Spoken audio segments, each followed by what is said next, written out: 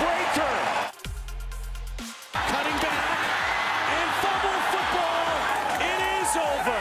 This season is in, it's down the stretch. We got to stick our neck out because the finish line's here, and hopefully we can put together 4-game stretch here and head into the playoffs. Pressure coming. Ball intercepted. It's Willie Jefferson, and he's gone. Riley gonna check it as far as he can, and it's caught, but down at the 9-yard line. There are zeros on the clock. How are you feeling right now? Like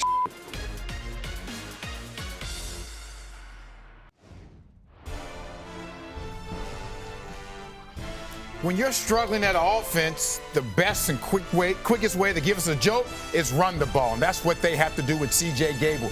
Over his last 4 games, his longest rush has only been 18 yards. They have to get the ball to that man. Well, you know what, Milt? William Powell said, hey, Winnipeg took our juice from us, man. And that was led by, of course, the man who's leading him in rushing now, as far as Andrew Harris. But he sits only 40 yards behind Andrew Harris. It goes to William Powell for Ottawa. Mike Riley needs just shy of 400 yards to eclipse the 5,000-yard mark for the 3rd season in a row, but he won't be happy about his performance of late. Just 220 yards and 164 yards before that. Despite the struggles, still the league's leading passer. Trevor Harris, though, is 3rd and coming off some good games lately, albeit an overtime loss to the Winnipeg Blue Bombers last week.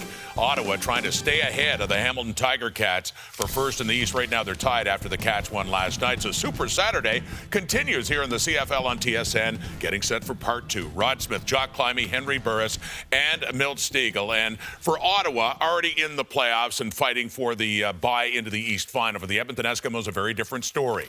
Not long ago, we were talking about a team competing for first. Henry, they are now just fighting for their playoff lives. I mean, tied with BC for the final spot. What do you need to see from this struggling team today? Well, I think once Edmonton sees the fact that this team, Ottawa, started their recent 3-game skid that they're currently on right now because of the Lewis Ward show. But to me, it all starts up front. Can you give Mike Riley enough time? It's good to see that they move Matt O'Donnell back to right guard. They got Tommy Draheim playing left tackle now. Got 2 former Ottawa REDBLACKS playing both tackles. So the fact is, give him much more time to throw the ball to those weapons downfield, but it all lies with C.J. Gable. They've got to have balance in order to get this offense going. Well, you look at their receiving core, and Jock made this point. We were talking about which receiving core was going to suffer by losing their top receiver. And it's been the Edmonton Eskimos, Darrell Walker, when he went out. Duke Williams hadn't had 100-yard in receiving since Darrell Walker went out. So we know Duke is that big play guy, but they need that grinder receiver. When it's 2nd and 8, who's going to go across the middle and make that tough catch? Is it going to be Mitchell? Is it going to be Hazelton? Are they going to get C.J. Gable more involved in the passing game? One of those guys need to step up and help out Duke Williams. Just a note on the REDBLACKS, guys. Obviously, there was a trade deadline last week, and 1 minute before the deadline, the REDBLACKS made a big trade in bringing in Chris Aki. And this is a kid, former first-rounder out of Wilfrid Laurier, that I'm looking forward to watching play. I mean, sometimes I feel like we don't spend enough time talking about the Canadians in this league. This guy's a bona fide star, 5th in the league in tackles. He's a beast. As a Canadian linebacker, can play some safety, can play some defensive back. Hope to see him in the lineup, not just on special teams. I think this is what the REDBLACKS need. I mean, they got Hamilton breathing down their neck right now. They have got to get things firmed up and get everybody working together and playing together and playing some good football. Hard-hitting linebacker and a key addition to a good Noel Thorpe-led defense in Ottawa. Here's a look at what's at stake for the playoffs as we get down near the end of the season, especially in the West. Edmonton really falling off. They have lost 6 of their last 8 games. They're 7-8. So BC, who plays later in Calgary, has a game in hand. But yeah, it is very tight. We do know 4 teams from the West will make it, but very tricky to know what's going to happen now. And in a key meeting next week, they can't look ahead between BC and Edmonton as well. And Mike Riley, those first 9 games, he was averaging 340 passing yards a game. They're down to 260 passing yards a game. He has to be able to get, and it's not all on him, but he'll pull it all on him. But like you talked about, that offensive line, if they're not blocking, he doesn't have a chance. And the last 2 games, you think about Winnipeg and Saskatchewan, their formula for success, they're putting pressure on him. They have those big offensive linemen. If they can get into you, they're good. But when you have twists, when you have stunts, they haven't been able to adjust to that. So I guarantee you, the Ottawa REDBLACKS, they're going to test that offensive line to see if they can handle it. And don't make your work that much harder for you. These two teams right now, when it comes to penalties, they've been shooting themselves in the foot all season long. Ottawa had 12 for over 170 yards, and we know Edmonton's been one of the most penalized teams all season long. Now we got to find some receivers for the Edmonton Eskimos to step up and really help Riley. Riley loves to spread the ball around. He's got to have confidence. He'll have guys catching the rock for him. It is part 2, Super Saturday, the triple header from Edmonton. Red Blacks, Eskimos kickoff is coming up.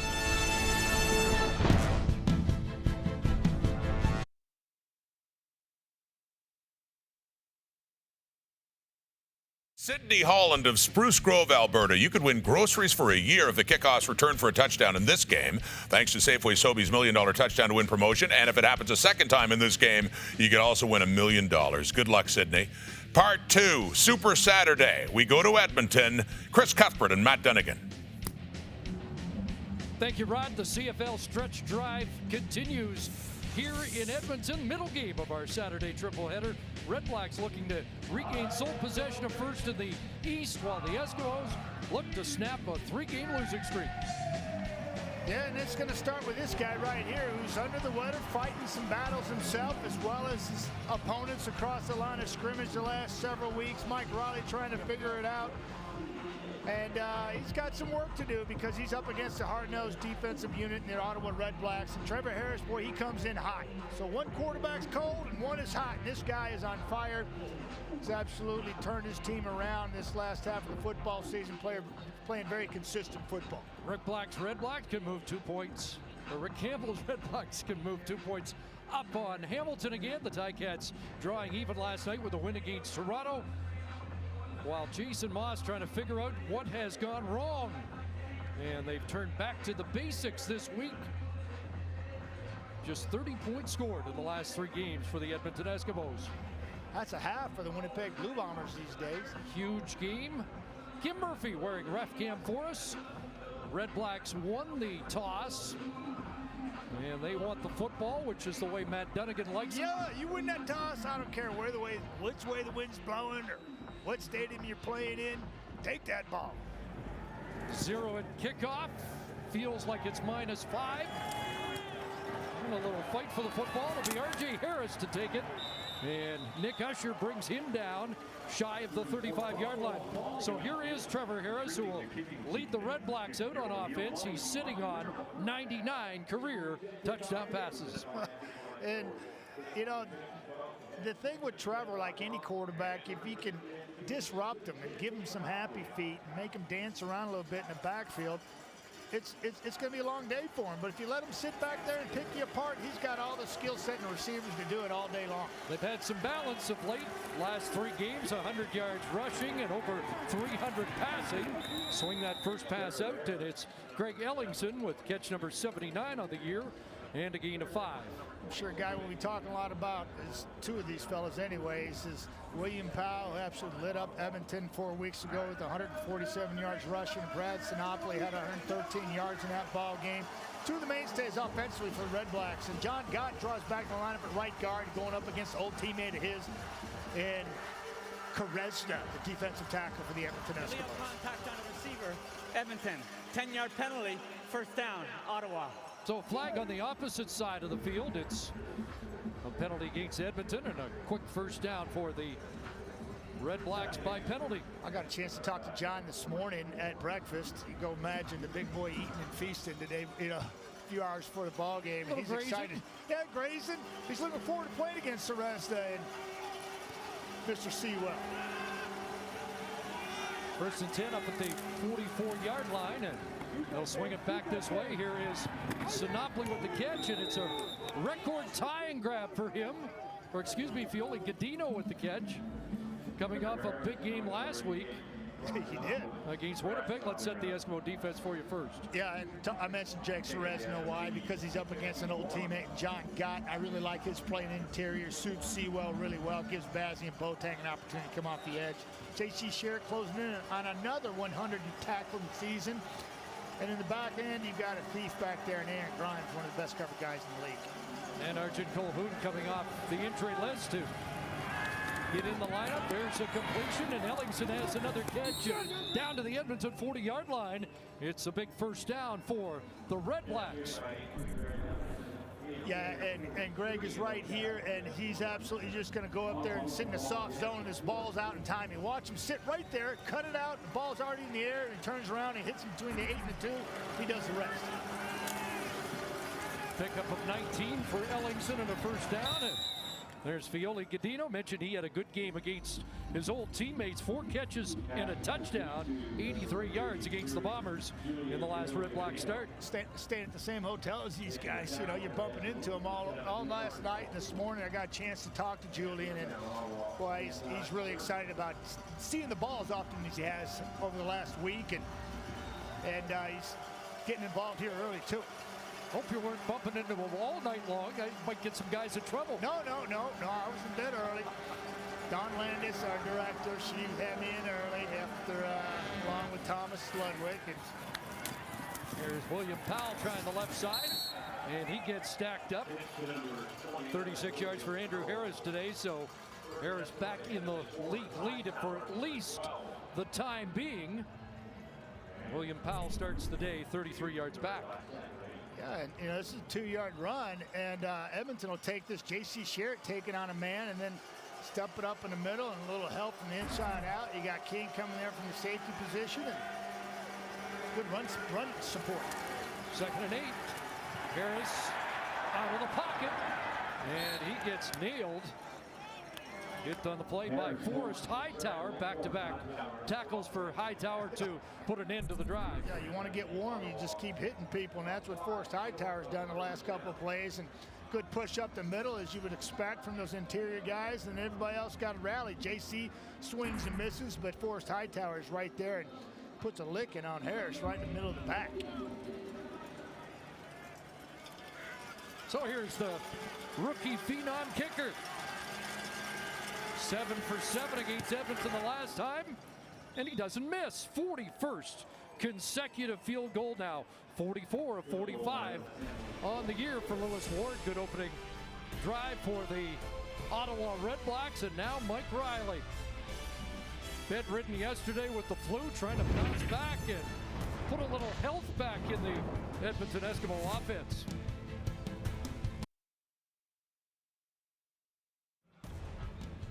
The CFL on TSN is brought to you by the Nissan Kickoff Project.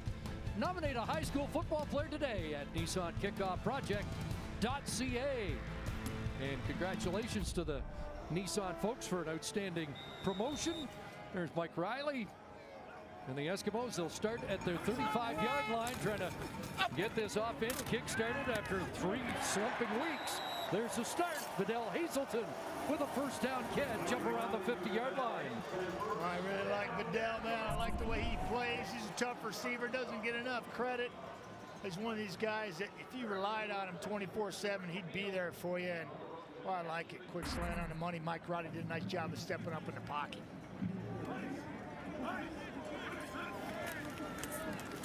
Fake to Gable. And it's Martese Jackson getting met at midfield and driven back. Randall Evans on the corner greeting him after a 5-yard pickup. Yeah, you know, it's this time of year. It's 1 degree here in Edmonton, which they tell me is an anomaly of this time of year. Talk about Bryant Mitchell. Why? Because he's led the Eskimos the last 3 weeks in receiving. Then Thomas Draham draws back in left tackle. It gives O'Donnell an opportunity to go back to right guard. Should solidify that protection and that for Mike Riley up front. 15 turnovers for the Eskimos in the last 3 games. One of their issues, 11 sacks allowed in the last couple. That's another problem, and Riley throws here, and that ball doesn't get to the intended target. Knockdown's a big part of that Ottawa Redblack defense. Yeah, sure it is, and a very tough, hard-nosed defense. I don't think Noel Thorpe's defense gets enough credit for how they play together as a unit, and they're outstanding on that defensive side of the football. A.C. Leonard comes off the edge and does a fantastic job for him, much like the athletic defensive ends we see across the Canadian Football League. Avery, middle linebacker, first-year player from Temple. Boy, this kid does it all. I think he's one of the best-kept secrets in the Canadian Football League. He's a heck of a football player, runs sideline to sideline. So good, he's bumped Kyrie Saberry to the will linebacker position. So Hugh O'Neill to punt from midfield. Deontay Spencer back. Pressure on. O'Neill gets it away. Spencer from his 10. trying to sell and contacted the kicker there, didn't get it. 45-yard punt, 10 on the return for Deontay Spencer. Trevor Harris engineered a field goal drive on the opening possession of the game. He has completed at least 20 in 10 consecutive games. Harris and the Red Blacks on offense when we come back.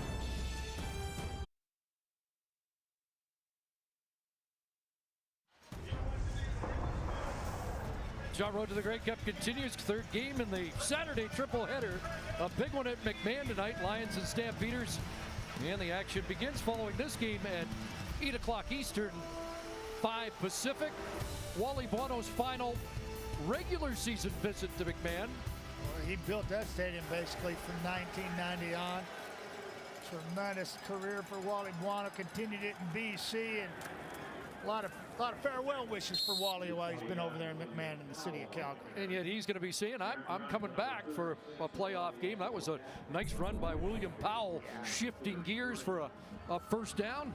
And when he talked about when he talked to JC Sherr, he knows just how shifty William Powell can be. Give it right back to him, and this time he is corralled. Kwaku Boateng off the edge. Gets to Powell this time. Boateng, an outstanding second year. Well, that is beautiful flow to the football for this defensive unit.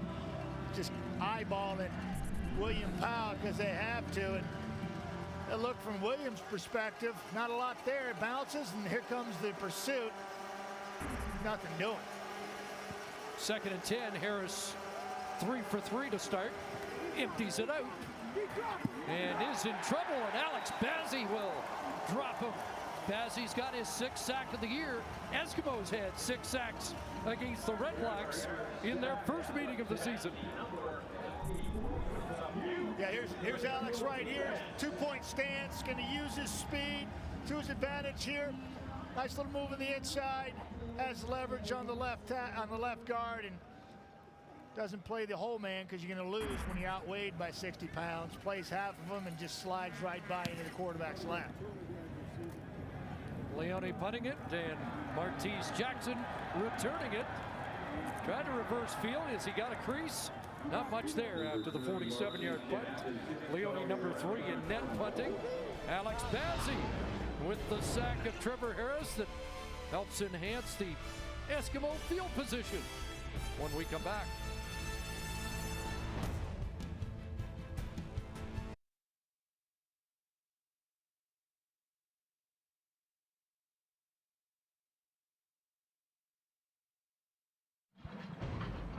For the first dozen games, it was the hottest offense in the league.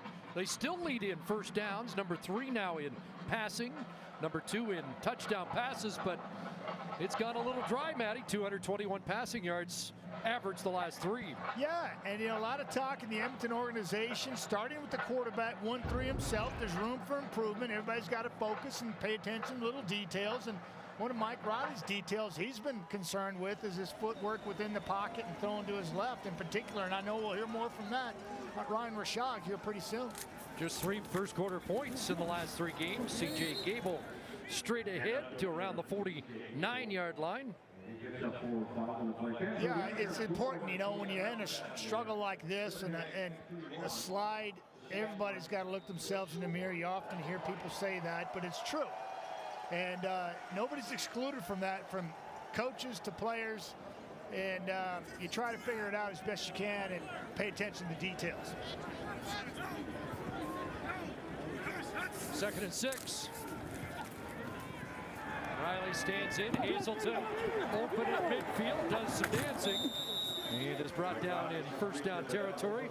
Jonathan Rhodes working on the corner. Got a nice pocket for Mike Riley to work within. And he's got all kinds of time. Watch that pocket form in front of 1-3 here. He's right in front of the goalpost. He's free and clean. He's got great sight lines. He's able to go through his progressions. He finds Bedell sitting all by himself out there, and he does a little dancing around, but he'd already picked up the first down. So in Ottawa territory at the Red Black 53. This time he bumps out of the pocket. Georgiuko in pursuit.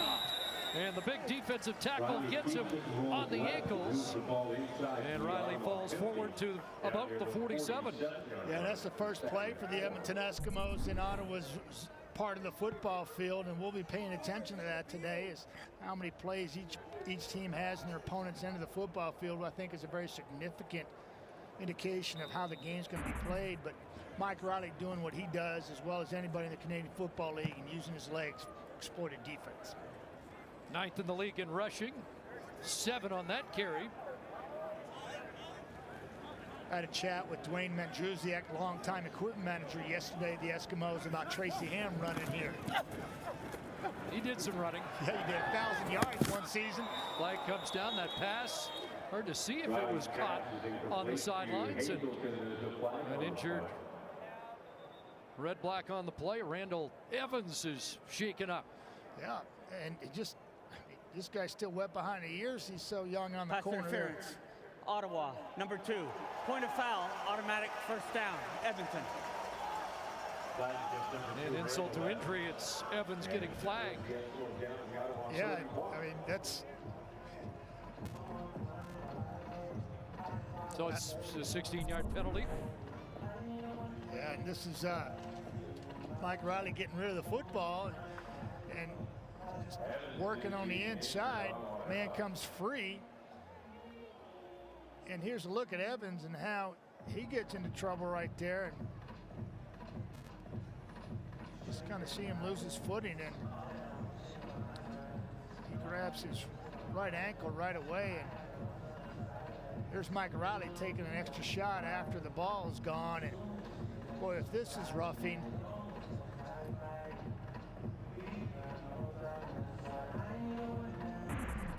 So they still look at Evans. It appears with Matt O'Donnell moving to right guard, back from left tackle, and Tommy Draheim in for just his second start of the year, that been a little bit more protection for Riley so far. Yeah, and you know, I read an article Terry Jones had posted earlier this week. Blake Dermott, an ex-teammate of mine here at Edmonton, offensive lineman, all-star offensive lineman for many years in Edmonton, and he talked about the offensive line play. And he wasn't pointing any fingers. He was just calling it like he sees it, and I see it the same way. Thomas Draheim earned a spot here at left tackle. He's back in the lineup, and that's huge for this football team going forward, because you got Bond at left guard, you got Beard as a younger center with Sorensen, who's backing up now, and then you got Donald goes to right guard, and you've got Colin Kelly out there at right tackle, and that's your offensive line. You should be better. Here's Gable. And worked his way through down to around the 30-yard line. So close to 5 for C.J. Gable, 3rd in the league in rushing. And when you talk about offensive line play, the familiarity there is probably more important than any other area of the football team, whether it's DBs or linebackers or wide receivers in general. Offensive line play, you have to be used to playing a certain position and the guy playing next to you so you can communicate, because they're just yards away from the quarterback. You got to be right up front in protection. 2nd and 5. Riley steps up, takes off, and has another first down. It's like another 7-yard run for Mike Riley. Yeah, and he's trying to get a double move up the top of the football field. Kenny Stafford, and he doesn't see it. You watch him pump shoulder fake here. He looks to the right pump, not there. He sees a big gap in front of him as the C parts, and he knows he's just got to get fire, and there's the use of his legs once again. At 57 yards rushing, a lot of that under duress on Thanksgiving Monday. Short drop, just drops it over the middle. And it's Bryant Mitchell with the catch, 14th in the league in receiving. He gets swarmed around the 12. That should be another Edmonton first down. Again, Mike Riley looking to his left and came all the way back to his right and found Bryant Mitchell, the 3rd-year player from Northwestern. And beautiful run after the hard-nosed run. They did mark it back a yard or two, so it's going to be 2nd and 1. You can handle that. Going out of the gun, too. See if they call C.J. Gable's number, get him going. I started mentioning earlier in the broadcast, 1 degree here. This time of year, you start plowing up front, and them big boys, let them go get it. Well, can't find much, but on that 2nd or 3rd surge, is able to get down to the 13 and get the first down.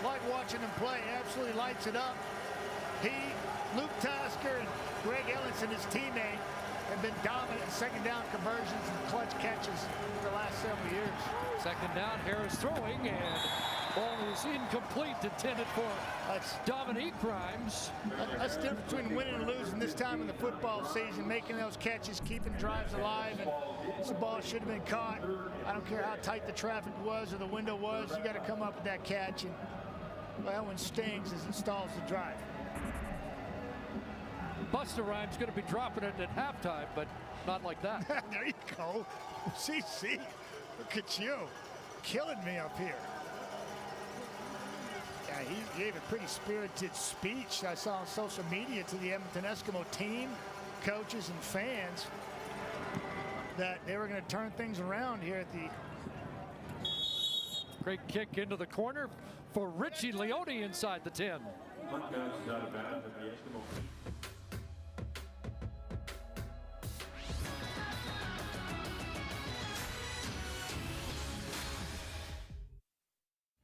Leone hitting it into the corner. 9th time he's done that this year. So a long field for Mike Riley, but a little bit of momentum finally in the sails of the Eskimos. And they got a lead, and they scored a touchdown.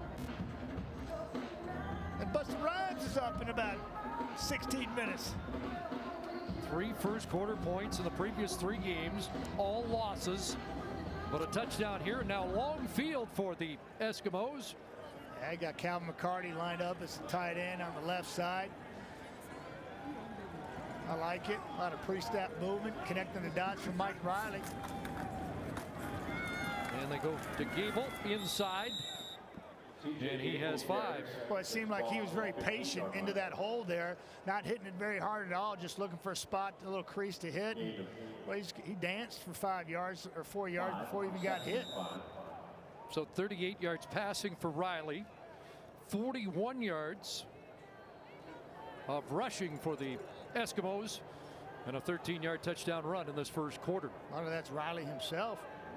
But I like the fact that they're plowing up front, letting those big boys red block as opposed to pass pro 24/7.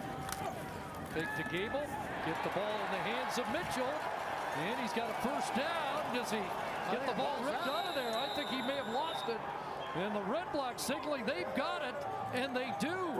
It's Devin Butler who comes up with a football, a newcomer. The end of the game for Randall Evans. Yeah, I mean, it's a great play to get out of your own end and find Brian Mitchell, but then he just forgets to hang on to the football as he attracts a whole lot of attention in a hurry. You got Kyrie Saber first to contact, and the ball comes out there, and Butler, first-year player from Syracuse, comes up with a huge fumble recovery. Great field position for the Red Blacks. I got to take advantage of this. I ain't gonna play with her. Let's go, man. DC or nothing, dog. Shout out to my brother, man. I asked Devin this morning at breakfast because, like I told you, he was the whole Red Blacks team. I said, Devin, you gonna play? He says, oh yeah, I'm playing today. Came over the big play right there. That's a big takeaway for that Red Black defense. Let's see what Trevor Harris does with it. Quickly out of his hands to Ellingson, working against Calhoun on the corner. And that should be the final play of this opening quarter. 6-yard pickup. Red Blacks scored first. A field goal on the opening drive when they got the ball first. The Eskimos answer with a touchdown, but a takeaway at the end of the quarter gives the Red Blacks a chance to regain the lead.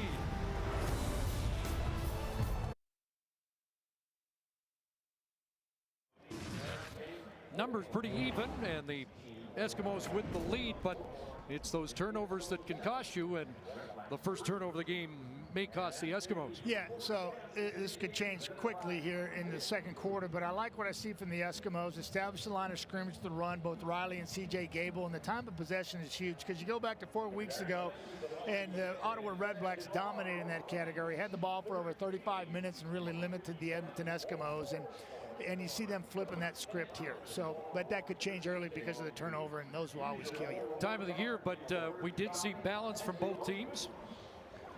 Yeah. And you expect to see that with the Red Blacks and William Powell. Yeah, and they only have 18 yards rushing that first quarter. I know they'd like to get him going.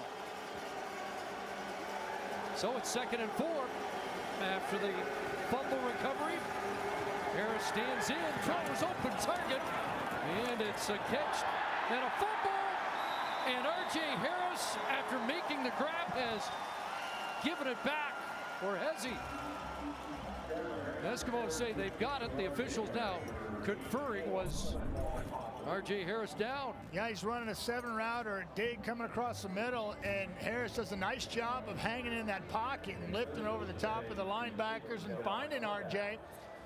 And I know he's hit by Grimes right here, and it looks like he goes down. Yeah, he's down. And because Grimes initiated that contact and he fell, the ball hit the ground and was out, he's down by contact. Yeah, ground can't make you fumble, so it's red black football. Nothing doing here. William Powell met by Usher, Mackey, Sherritt. Keep going. I think there's one more there. Posse. Yeah, and that's been a really bright spot, almost a necessity for the Edmonton Eskimos as their defense has been tightening up because the offense has been a little lax, and obviously penalties have been a big story for the Edmonton Eskimos, and they've been trying to get better there. But last 4 games, they've allowed just 12 first quarter points. Been much stouter of late, and now 2nd and goal.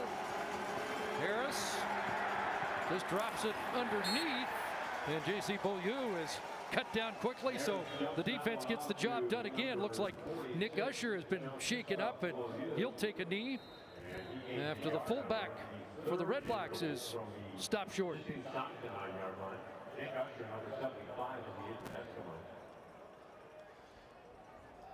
And Usher looked like he was just in pursuit, missed Harris, and then came flying around, and it looked like he leg whipped. And awkwardly his leg flew into the air and I think hit his own player coming off to try to redirect. I believe it was Jake Ceresna, so we'll see if he can't shake this off. Here's a look at it.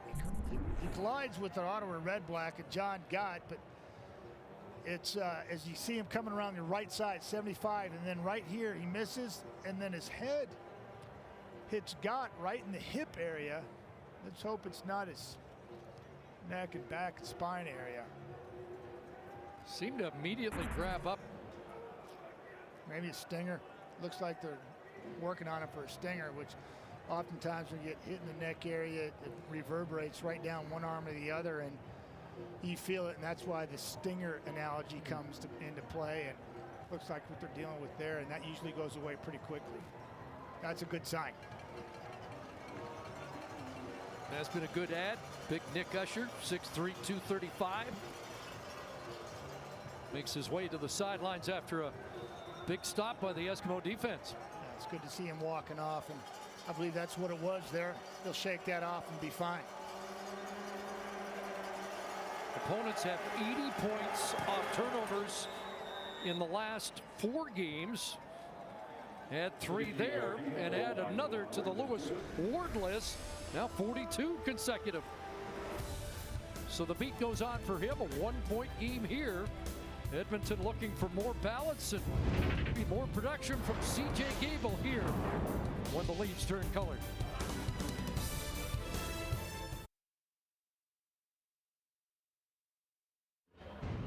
And the beat goes on for Lewis Ward. That was just a 16-yard chip shot, but it's 42 in a row, tying former CFLer Mike Vanderjagt for 2nd all-time longest without a miss. Might see some football history here today. Vinatieri, Anderson. I mean, quickly he is in some elite company with those numbers. Just incredible what this kid's been able to do. Well, the Eskimos take over at the 35, and Gable runs hard for 5. Brought down by the middle linebacker, Avery Williams. Yeah, I just absolutely love watching Avery Williams play. Oftentimes Henry's pumping his tires because he's a Temple kid, and you know, it's just cool. I love it. You know, I'd be doing the same thing if he was from Louisiana Tech. But this kid is a baller, and he's a natural at playing everything, run, pass, and going sideline to sideline. Avery Williams making it happen. 2nd and 5. Red Black sends some heat. Riley stands in. Over the middle, it's a completion And an Edmonton first down. There's Bryant Mitchell holding on and trying to atone for the fumble on the last Edmonton series. Oh man, this is just a nasty hit. As he just gets stapled to the ground by Rico Murray, 6-year player from Kent State, just making sure that he wasn't going anywhere after he caught that football. Veteran in that defensive backfield, a first down.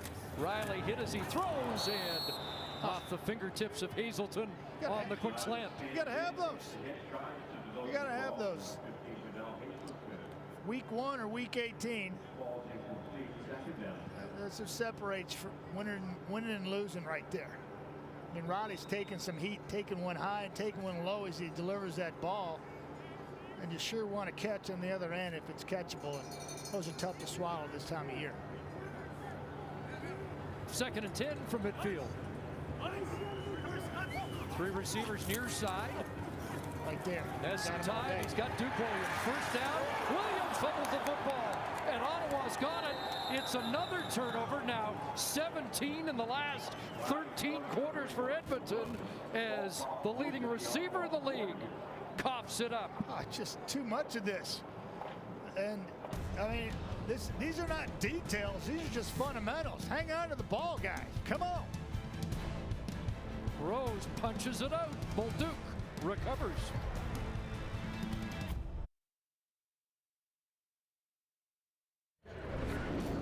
Yeah, you got Duke Williams right here. He's going to go zone coverage. He's going to go out here like this and kind of push like he's going to go out. Then he sits in a soft zone here.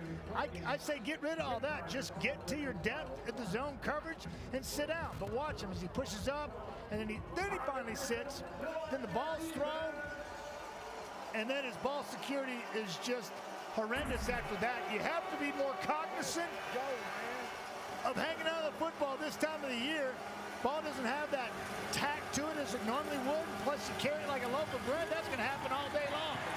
Pressure on Harris, gets away and throws on the run, incomplete. Trying to connect with Ellingson once again. And I realize that, you know, you've got other people out there in the football field making plays, and Jonathan Rose does a nice job of coming in from the backside and taking advantage of the lax approach from Duke Williams on that play. Tremendous receivers, got to have better ball security than what I've seen in the last couple of weeks.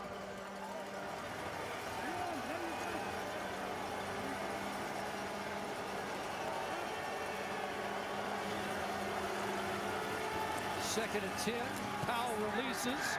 They'll go to Ellingson wide open. Another 2nd down conversion catch. Or excuse me, Brad Sinopoli. Sinopoli with another 2nd down conversion catch, and he has 12. And this is a nice job of Trevor Harris providing all kinds of time. He could have pitched a tent back there, and Sinopoli all alone in the area outside where nobody's at, and Sinopoli moves the chains. That's 99 catches for Brad Sinopoli. Everyone now till the end of the year is a new red-black record. Here's Beaulieu out of the backfield, and he's got a big gainer. The fullback steps out deeper in Edmonton territory. Quickly becoming one of my favorite players to watch when he actually does catches the football or touches the football. He lines up at tight end, got him all alone in the flat, and when he catches the ball, good things happen. He averages a bunch every time he catches it. 19 receptions for 258 yards and a touchdown, and boy, he's off to the race, and he's got speed too. So does this guy, Deontay Spencer. Sidestep Calhoun, and it's enough for a first down, it would appear, as he steps out just past the first down stick.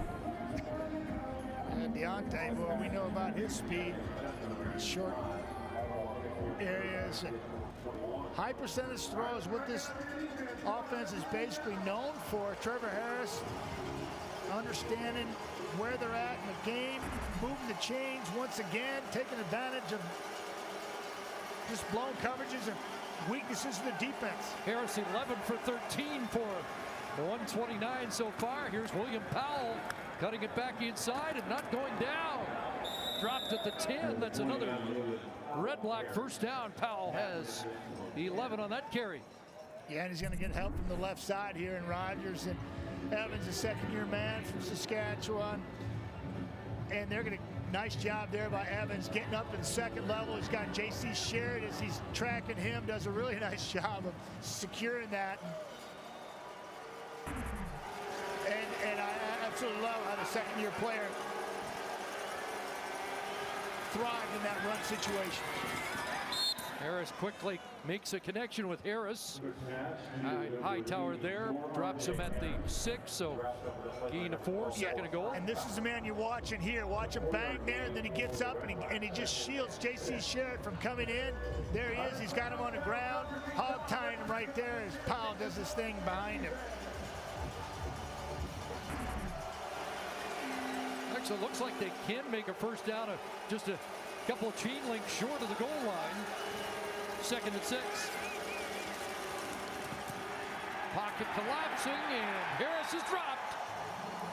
Kwaku Boateng's got his 9th of the year and his 4th against the Ottawa REDBLACKS. Had a sack trick against them in their last meeting.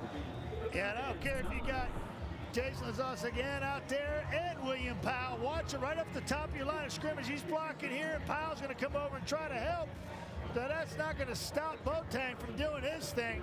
He blows right through these two guys, and Trevor Harris falls right in his lap, and he says, "Thank you very much." Well, making an impression there, Kwaku Boateng. Just made a 16-yarder, Ward back in to nail another from the same distance, and the REDBLACKS take the lead. Ho-hum, 43 in a row for Lewis Ward. But the REDBLACKS were looking for more. They have the lead, 9-7.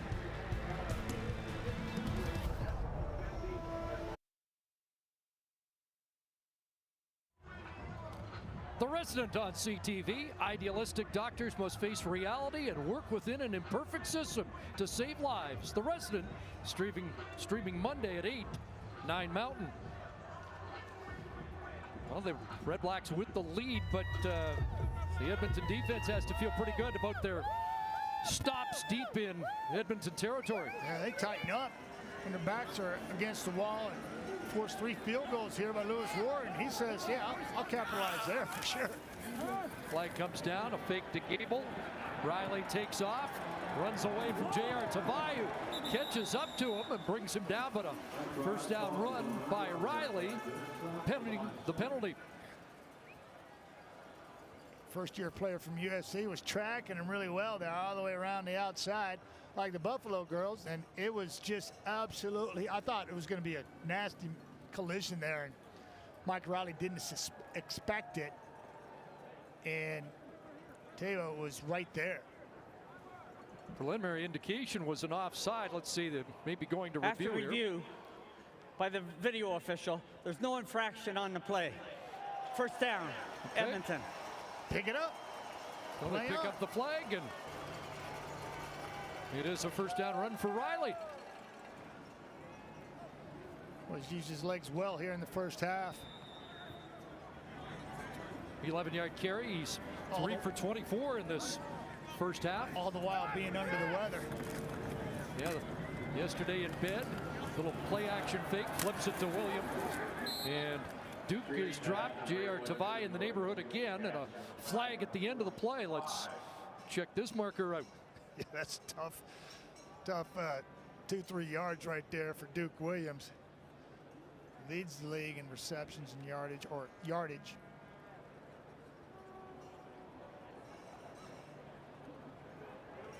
REDBLACKS pointing in the Eskimo direction here, and it is an Edmonton penalty.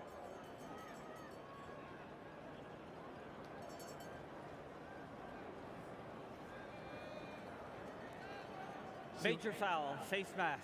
Edmonton, number 3. We'll take it back 15 yards where the ball went dead. It'll be second down.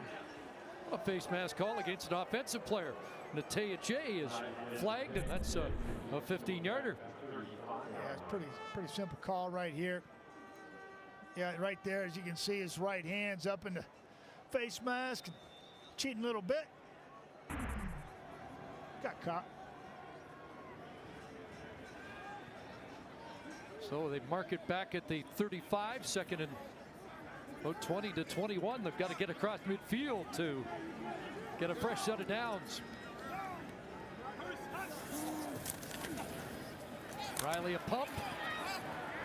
Now rolls over the middle and makes a connection. Nice catch there by Brian Mitchell, and he's going to give Jason Moss a decision here. It's going to be third and about 1.5 yards.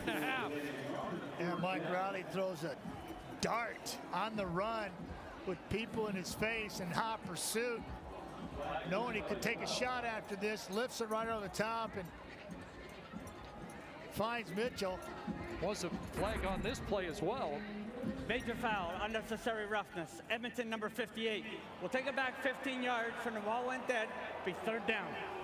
Travis Bond might have been cruising at the end of the play. And there goes that decision for Jason Moss. Would have been an interesting call. Third and 1 yard to 1.5 yards, but it's all academic now as they march it back 15 against the big left guard. After the play, so it goes back 15 from there, and that's why it stays third down.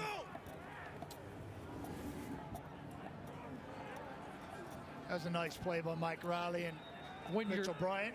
When you're 356 pounds, Matt, you get noticed out there. So yeah, hard for Bond to do something that isn't noticed. Little love tap, in your opinion, could be like a hammer to somebody else.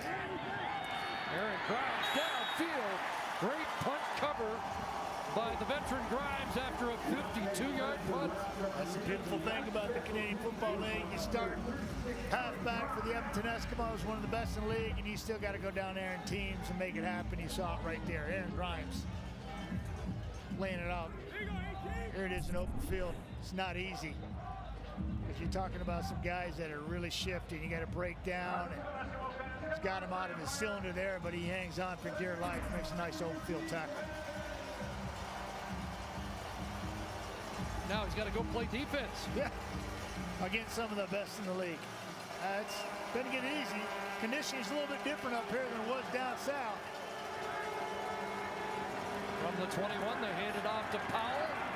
Trying to bounce it back inside. And the sledding tough there for... Ran about 20 yards to pick up a couple, if that. They'll give him the 23, so give him 2. You see how much he runs here. Just track him. Little counter play. I love the counter. It's not there. Nice job collapsing that hole, making a bounce. And then everybody rallies. Attracts a whole lot of attention, which you need to with his ability. 29 has 29 yards rushing so far. 2nd and 8. They empty it out. 6 receivers out for Harris. Over the middle, and he threads the needle. What a terrific throw that is.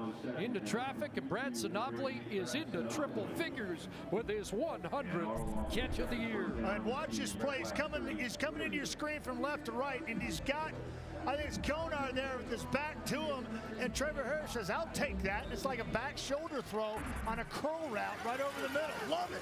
Throwing the receiver open. Leads the league in catches, second to Duke Williams in receiving yardage. And now Powell to the 38 has 5 more for Ottawa. Turnovers and penalties hurting the Edmonton Eskimos here in the first half after they scored for the first time in the first quarter in a long time. And defense has kept them in this ball game as the Red Blacks got to feel like they haven't capitalized on those turnovers and opportunities, as they only have 9 points on the board in the red zone 3 times. Red Blacks with 172 yards of net offense, 165 for Edmonton. That pass outside on the money as Spencer made the turn and the ball arrived. Yeah, I mean, that's just anticipation extraordinaire by Trevor Harris, who comes into this ball game hot. He threw that ball well before Spencer's into his break. He's up top here running an out route, and this ball's in the air now. He turns around, and it's right there between the 8 and the 5. Trevor Harris operating at 88%, 14 of 16 so far. Got it. And he's going to go down the rail here, and he's got Spencer in flight. Deontay Spencer, Ottawa touchdown. Got past Mercy Maston and goes the distance. It takes advantage of Maston peeking in the backfield a little bit, and that'll get you burned every time. We saw it Edmonton, number 29. Penalty is declined. Result of the play is a touchdown. We saw a little piece with Davis Sanchez yesterday with S.J. Green on our telecast. And up top, just watch this DB right here, peeking in the backfield. And the double move right there. Oh, he's already done. He's already done. You don't even have to double move him there. Just blow right by him. That's what Deontay Spencer does. And Trevor Harris is looking there right away, trying to take advantage of his propensity to look in the backfield and through a strike. So forget about getting in the red zone. Just score from the other side of the football field. So Trevor Harris's 100th career touchdown pass is a 61-yard connection to Deontay Spencer. Spencer's 4th major of the year. And the convert from Ward is good. 13-14 in that department this season. Yeah, sometimes the game's real simple. Just take advantage of one-on-one opportunities and just simplify things and play pitch and catch. It's his birthday. I like to see the Eskimos do more of this. And as you look here, a real simple play. Nice protection up front. Man-to-man coverage on the edge. Take advantage of one guy's tendency to peek into the backfield, and great speed of Deontay Spencer is no match. As Spencer, 4th-year player from McNeese down there in South Louisiana, makes that look easy, and Trevor Harris loving it. 5 plays, 89 yards. Shout out to my boy Jay Mitch. They back in BR turning up. Hey, happy birthday, my dog. It's lit, man. First it's lit, man. Red Black touchdown of the day. Yeah, he lit up Maston right there, that's for sure. My sister, no mercy. T-Spence, see y'all, man. I see how you did that. I see how you did that, CC. I like it. So does Trevor Harris. He's talking to Mateus, the center there. Everything's going well for the Red Blacks as opposed to, I mean, other than the fact that they haven't capitalized on some opportunities with majors in the red zone, but they'll take that one for sure. Leone kicks it off. Jackson runs up on this at the 21. And at the 30, met and driven back. See what Mike Riley does in response. Tune in at halftime again. We reveal our top 4 finalists for the Kraft Heinz Project play. One community will win a $250,000 upgrade for their recreational facility. And if the Edmonton Eskimos haven't backed themselves up in a big enough hole, their turnovers, penalties have cost them here in the first half, and Ottawa took full advantage of that. See what they're made of right here.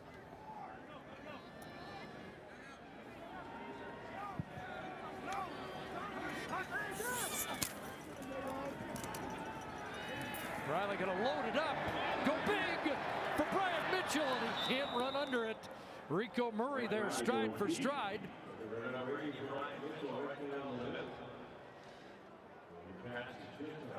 Looks like Mitchell might have maybe missed a step, led up for a stride or two. Yeah, I don't think he believed that Mike Riley could get the ball to him from here, and he throws it from his 25 and launches it, and it's got plenty of arm. He throws that down to the 20-yard line in the opposite field, so about 70 yards. Just a little. How about, hey, how about that protection? Give him the opportunity to throw it down the field that far. Now Riley's going to take off, going to run for the first down. He's had a big first half in that department, moves the chains. And getting closer to 500 yards on the year. He's done that 2 other seasons in the Canadian Football League. And no quitting this guy. Under the weather, flu or not, he's doing whatever it takes to try to put his team back in this contest and move the chains and get a drive here late in the first half. Stavai's right on his heels once again, saying hello. 4 carries, 39 yards, up at 486 on the season. First down, Edmonton. Here come the Red Blacks. The hitch to Williams, cuts it inside into Red Black territory. It's another Edmonton first down. Yeah, and you knew there's going to be a collision there because every time you're coming from the outside in And catching a ball on a hitch like that, the posse's coming inside out, and it's going to be damaged when they come. We've hit the 3-minute warning here. First half at Commonwealth.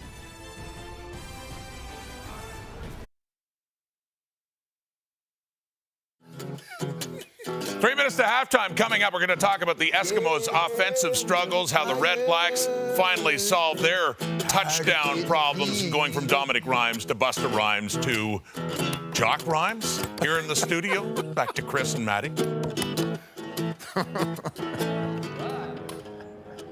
that go to air? Was that Climby singing on air? It's one more home game here at Commonwealth. Maybe Jock's next. I don't think so. No? He can play, though. He can play the guitar. Riley again, pulls it down, wrapped around the 48-yard line. Yeah. Bedridden all yesterday. Mike Riley has come out here and been Mike Riley in this first half. Yeah, you wouldn't, if that wasn't reported, you didn't know it, you'd never see it in his play. He had expected as much and hoped that he'd be able to come out here and perform. Imagine most everybody here was looking forward to watching 13 play once again, trying to figure this out for his Edmonton Eskimo offense. See what he's got done. 2nd and 5. Takes a look to the sidelines. Open target on the money. First down. And Brian Mitchell's got another catch. Boy, that's a dart out there. I don't know if he didn't throw yesterday or if the short week helped him and not throwing as much, but it looks like he's got a lot of zip on his arm. And a lot of the times that is confidence, knowing that you have protection up front, and they've been better there, CC. It's also, as you well know, better than anybody, it's mechanics, and they've worked a little on that this week with Mike Riley. Certainly have. Never too late to get back to fundamentals.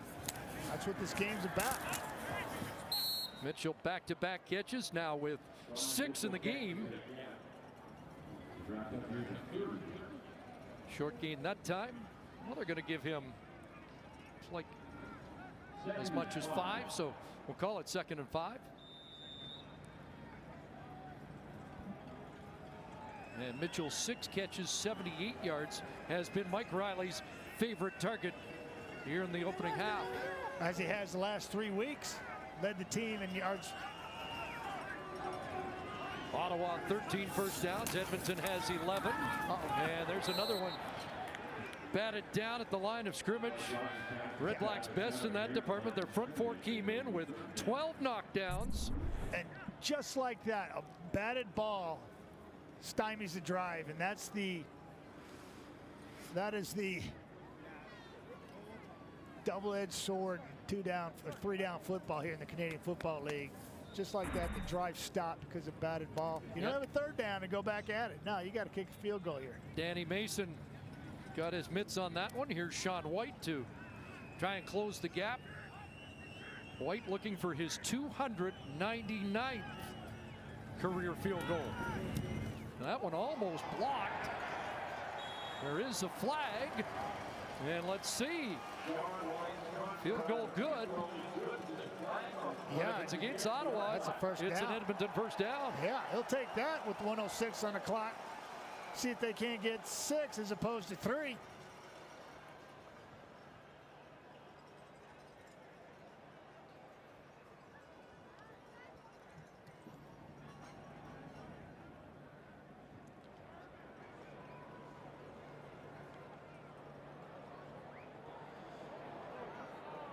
Just going to confirm it.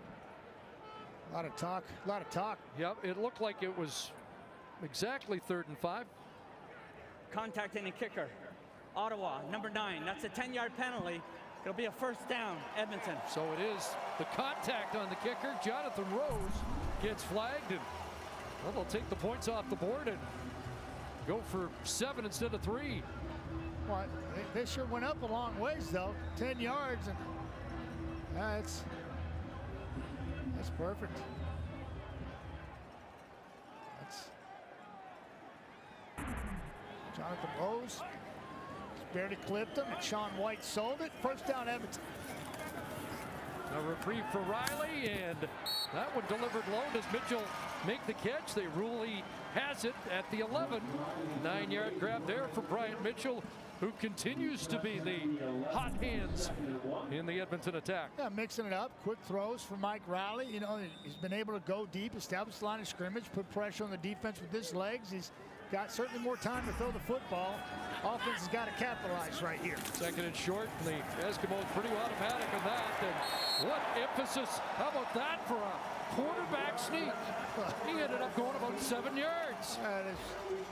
As the big boys working and plowing up front.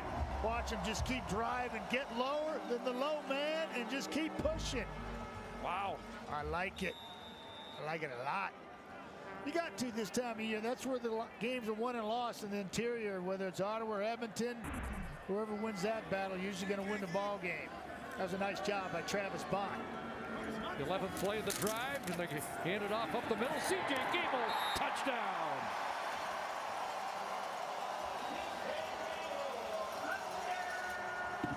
Well, if it's outside or inside the 2, Mike Riley takes it.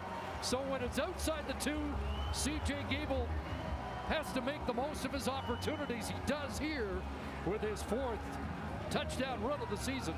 Yeah, this is what you want right here is all these big boys coming down and getting a man, and they do, and he's going to bounce it and hit it up here in the hole. Push it, push it, push it. Cut back, there it is. Run over the little guy, get in the end zone. That was well done by the Edmonton Eskimo interior offensive lineman, making it happen, taking advantage of that miscue by Jonathan Rose and the Red Black special teams. Convert good, 2-point game. Costly penalty for Jonathan Rose. The contact, the kicker penalty, cost the Red Blacks 4 points. Another look at this picture of this touchdown, and just get him moving one way and let CJ do his thing. Run in the daylight, easy touchdown. I said at the beginning of that drive, see what they're made of. Got the football back, a little help from the special teams, and a penalty by roughing the kicker or contacting the kicker, and they're in the end zone. 11 plays, 80 yards. The touchdown drive takes 3:23 off the clock. A near blocked field goal by Jonathan Rose, but it ends up hurting Rick Campbell's crew. Morning. Love you. Jonathan Rose having a heck of a season, tied for the league lead with 3 others for interceptions. And he's a heck of a football player, getting it done. He's tied with Orange, Winston Rose, and Brandon Dozier. All of those DBs with 5 picks. Jonathan, one of those there. He's trying to make a play and ended up helping out the Eskimos. So just under a half minute to go. Let's see if R.J. Harris or Deontay Spencer can provide decent enough field position for the Red Blacks to get aggressive. It will be Spencer. And up just over the 35. 23 seconds to go for Trevor Harris. A couple completions away from field goal range. Let's see how he attacks it. Yeah, I'd be aggressive. You always were. Yeah, well, a long time ago, but that's just suggesting that. I think plenty of time, CC, like-minded like you. Push the ball down the field. I imagine you would have the middle of the football field as for your picking right now, as they will no doubt drop people in the deep outside thirds. Definitely not taking a knee. Well, they're going to hand it off. William Powell, drop play. Flag comes down. Powell at the 51. And let's see if this is coming back. Clock will stop with the penalty. Holding Ottawa, number 64. It's a 10-yard penalty. Remains first down. Left guard, Evan Johnson. You're going to watch how they drop people. They're going to have these people out here, but if you watch the eyes, and he's looking in here, and Deontay has got an opportunity here to push the ball deep. Why not? But they've got the draw going right here. There you see him peeking in the backfield as the ball's handed off, and I think as flat-footed as he was with Deontay's speed on the outside, he might have a chance to go deep. Always looking for that deep ball. Suits always said, I always said, never wrong when you go long. Now they'll take the knee and do it one more time, and take a 2-point lead to the locker room at halftime. One team battling for first, one team battling just to get to the playoffs. And in the basement right now looking up. Winnipeg helped them out a little bit. Not sure if that worked in their favor. Winnipeg winning or losing today. Interesting first half. It's 16-14. REDBLACKS with the lead over the Eskimos. Now let's join James Duthie for a special announcement from Craft Project Play. Hello, Canada. James Duthie here. From August 7th to September 16th, we had nearly 1,000 nominations from across Canada. Thank you to everyone who went to craftheinzprojectplay.com and nominated their community. The top 4 finalists have been selected, and with your votes, one will become the Kraft Heinz Project Play grand prize winner of a $250,000 facility upgrade. It's now time to reveal our top 4 communities. First up is the community of Pembroke Meadows, Alberta. Located just outside of Calgary, this community wants to create an all-access playground at St. Peter Elementary School, a space that's vital for children and youth in the area. Finalist number 2 is Shaunavon, Saskatchewan. 3.5 hours southwest of Regina, the small town of just over 1,700 is hoping to add washrooms, new locker rooms, bleachers, and a sound booth to their outdated football field. Our third Kraft Heinz Project Play finalist is Belleville, Ontario, located along the Bay of Quinte. Community members are looking to redevelop an old baseball diamond into a completely accessible, barrier-free sports facility for children and youth of all abilities. And the fourth finalist is Antigonish, Nova Scotia. 160 kilometers northeast of Halifax, the Antigonish Skate Park Collective is looking to build a safe and accessible skate park for children and youth in the area, an effort that is now 30 years in the making. Congratulations to our top 4 finalists. One of these communities will take home the grand prize of a $250,000, and the winner will be chosen by you. Voting opens tonight at 8 p.m. Eastern at craftheinzprojectplay.com. Vote as often as you like for the community you think is most deserving of the grand prize. We will reveal the winner on October 28th during halftime of the Toronto-Montreal football game. For more information, visit craftheinzprojectplay.com. Kraft Heinz Project Play, helping communities build better places to play.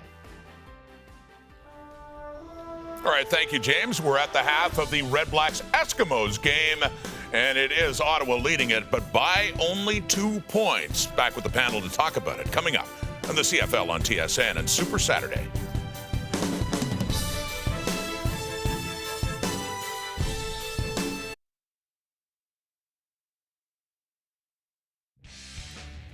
Earlier today in Winnipeg, it was Bombers early. Adam Bighill forced a fumble. Anthony Gator took it in for a touchdown. Winnipeg never looked back. They led by 31 at the half, and that was your final score. Rough Rider shutout for the first time since 2014. Coming up after this game we're watching now in Edmonton, we'll head to McMahon Stadium in Calgary. BC Lions Wally Buono's final appearance at McMahon. Of course, he had many great years there, too, before moving on to BC, and that's a big one. Playoff ramifications as well.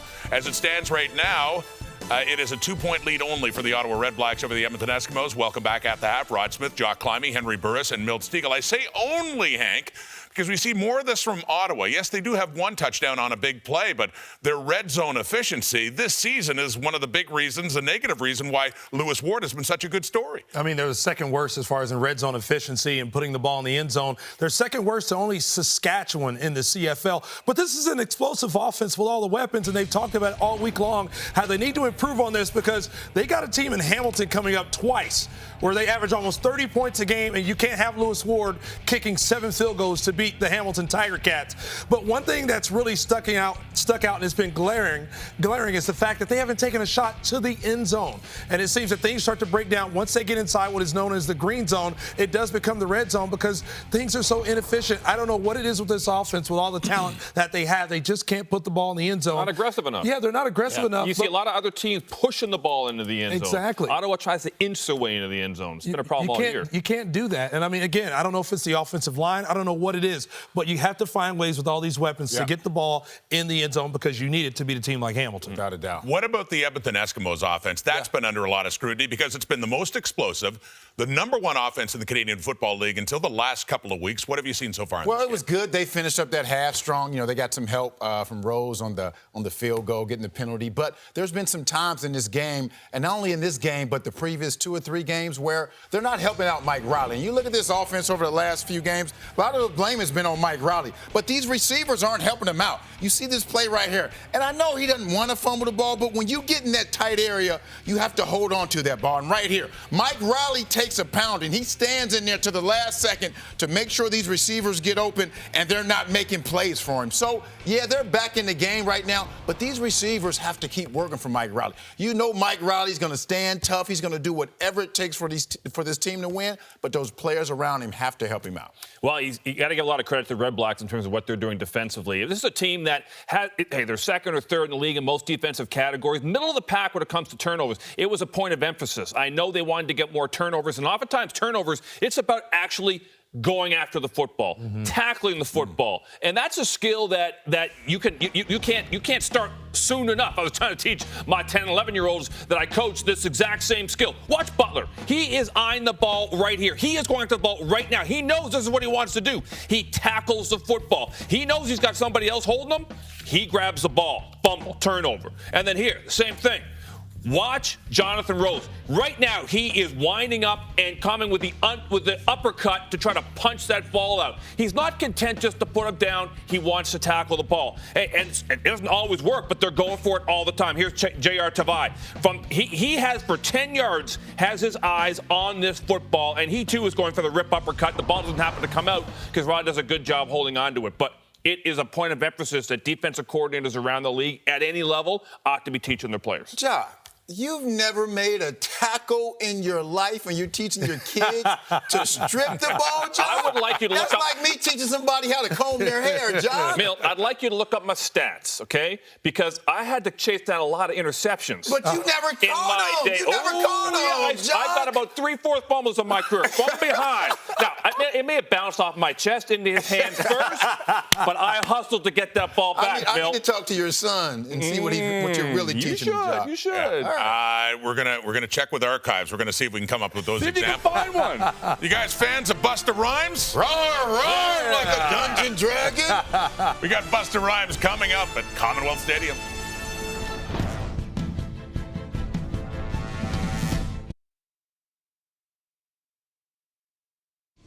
Halftime in Edmonton, Red Blacks by 2. Here's Milt with the stats. Well, it's still been 10 quarters since Mike Riley has thrown a touchdown pass, but he had a solid first half, 147 yards passing and 52 yards rushing. And yeah, Henry Burris, your old Ottawa Red Blacks, they're struggling in the red zone, but your old quarterback, Trevor Harris, was able to throw a 61-yard touchdown to Deontay Spencer. And here is Spencer now with Ryan Rashad. Deontay, you had to settle for a few threes. Did you get the sense it was just about being patient with the offense in that first half? I don't think it was being patient. I just think when we get down there, we got to execute. It's been many times we got down there and we left some points, on the board. We got to score in those situations. So I think we'll be fine.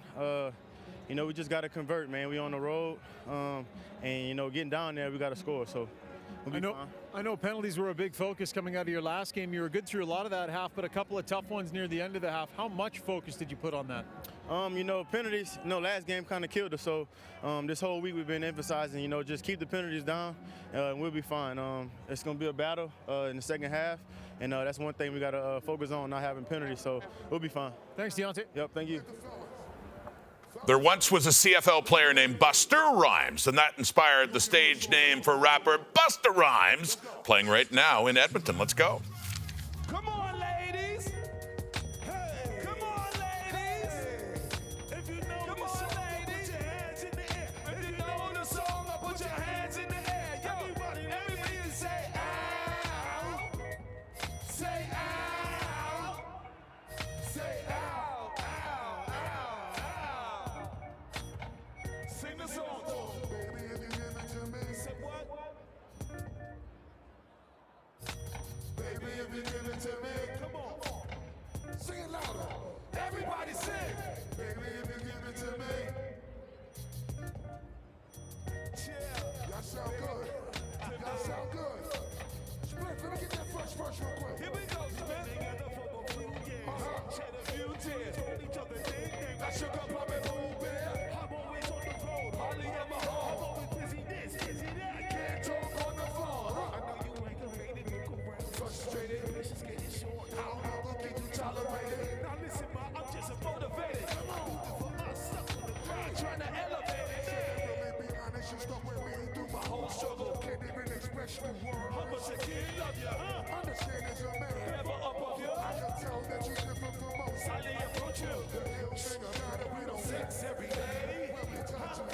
Thoughts, Milton? Enjoying it? Loving it, baby. Busta Rhymes at the half. Second half kickoff is coming up here in the CFL and TSN. 2-point Red Black lead as we get set for a critical second half. First to the sidelines, Ryan Rashocked with Bryant Mitchell. Brian's, after a couple of games of not getting on the board, was there some relief when you guys pushed a touchdown in on offense? Definitely. You know, it's always a good when you can put some points on the board. How have you guys felt offensively today, maybe compared to the last few? What's different? Just executing. All right, well, we'll leave you to it then, man. Good luck. Thank you. All right. Batman, a man of few words, but I like it. Speak loud. 7 catches, 87 yards on 9 targets in the opening half. Yeah, let's just play to his talk, and I love that. It's the old school from Bryant Mitchell from Northwestern State, little demon, just absolutely letting his play do his talking for him. Man, a few words, but he made his point. The Edmonton Eskimos have been executing better in the first 30 minutes of play than we've seen over the last several contests, certainly last 9 quarters. A lot of talk about that. A lot of people believe that the Eskimos' woes started much further back than that when they played BC in BC. The second half of that ball game, BC reared their defensive prowess and turned their season around, and the Eskimos from that point forward have really struggled. Lots at stake for both teams here this second half of action. On the return, Pascal Lochard up over the 30-yard line. So here comes Mike Riley. His offense generating 235 yards in the opening half. So that's getting back to normal. And those numbers for Mike Riley look like they're almost back to normal too. Yeah, some may say that looks like a quarter of play, not 30 minutes, but Mike Riley certainly has had more balance within the scheme tonight and more protection provided by his reworked offensive line, an offensive line that they anticipated at the beginning of the year other than the center.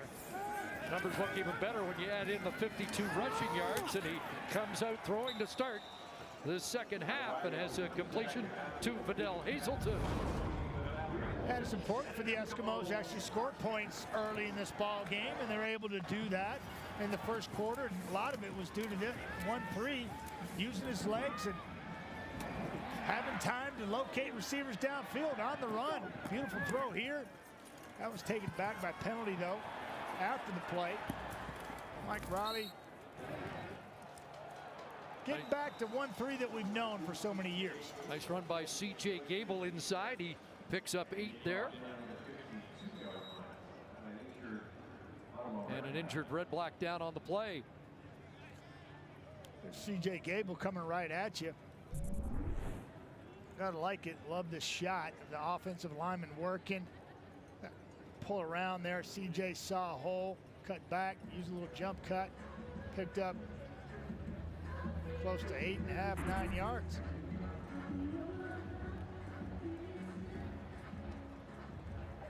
Closing in 1,000. Trying to pick up the number. Looks like the middle linebacker Avery Williams is the player getting attention.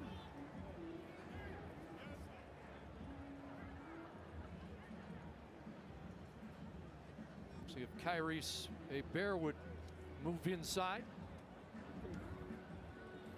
And Chris Aki, newly acquired this week, could slide into the weak side linebacker spot that Hebert will be vacating if he moves in for Williams.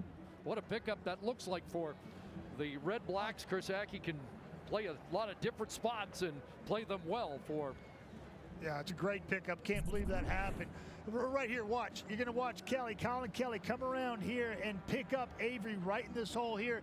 They engage, and that's when things start falling off. Avery Williams right here, there's engaged, and then he just goes down in a heap as something gave way as the big man leaning on him had him by about 70 pounds. Something broke, and he's down on the field. So now Williams getting help to the sidelines. Looks like another stinger to me as they're holding his right shoulder. He's trying to flex it out. Hopefully that's all it was. We saw Usher with that in the first half. He shook it off. And this guy, what a great pickup, Chris. You talk about him. Chris Aki coming over, having a tremendous season. When teams are looking for quality Canadians, to pick up a guy like that late in the season to help you out, incredible. 2nd and 2, a flag comes down as Riley surges ahead, and Antoine Bruneau on the injured list right now. So an immediate replacement in the ratio for Bruneau. Yeah, and it's not even a race. Offside, Ottawa, number 99. That's a 5-yard penalty. First down, Edmonton. AC Leonard, it's a ratio busting addition. It is. But it's just the quality of player that Chris is. And on top of that, he's a national that really improves your content there. And I think great pickup for the Red Blacks. And Noel Thorpe knows all about him. 5th in the league in tackles coming in. And a completion here. Bryant Mitchell, another catch. As he is closing in on a 100-yard day. He has one of those this year. Big one against Montreal. 7 catches, 128. Yeah, as we take another look at this, talk about, Montreal and the Red Blacks and the trade that they made, and Kavis Reed trying to get something for nothing, basically, because Aki's probably not going to be there at the next season. And then he's involved in another trade with Saskatchewan. Brings over a 2nd-year receiver, Canadian kid, and they get Blake and Patrick Lavoie, who both competed. And big pickup for Saskatchewan as they look like they lost one of their offensive linemen, and Philip Blake's going to fill in right away for that football team moving forward. Nice mix right now for the Eskimos as C.J. Gable with a good run inside for 6 more. First down at the Ottawa 40. They'll throw the hitch to Williams. Trying to make Rico Murray miss. That doesn't happen very often. And Murray drags him down after a short gain of about 3 yards. Yeah, that's a really nice open field tackle on a very strong, big, wide receiver. Pressure comes in the middle. Edmonton's got the right play dialed up, hoping that Williams can shake Rico, and Rico's got nothing doing with that. Brings down Duke.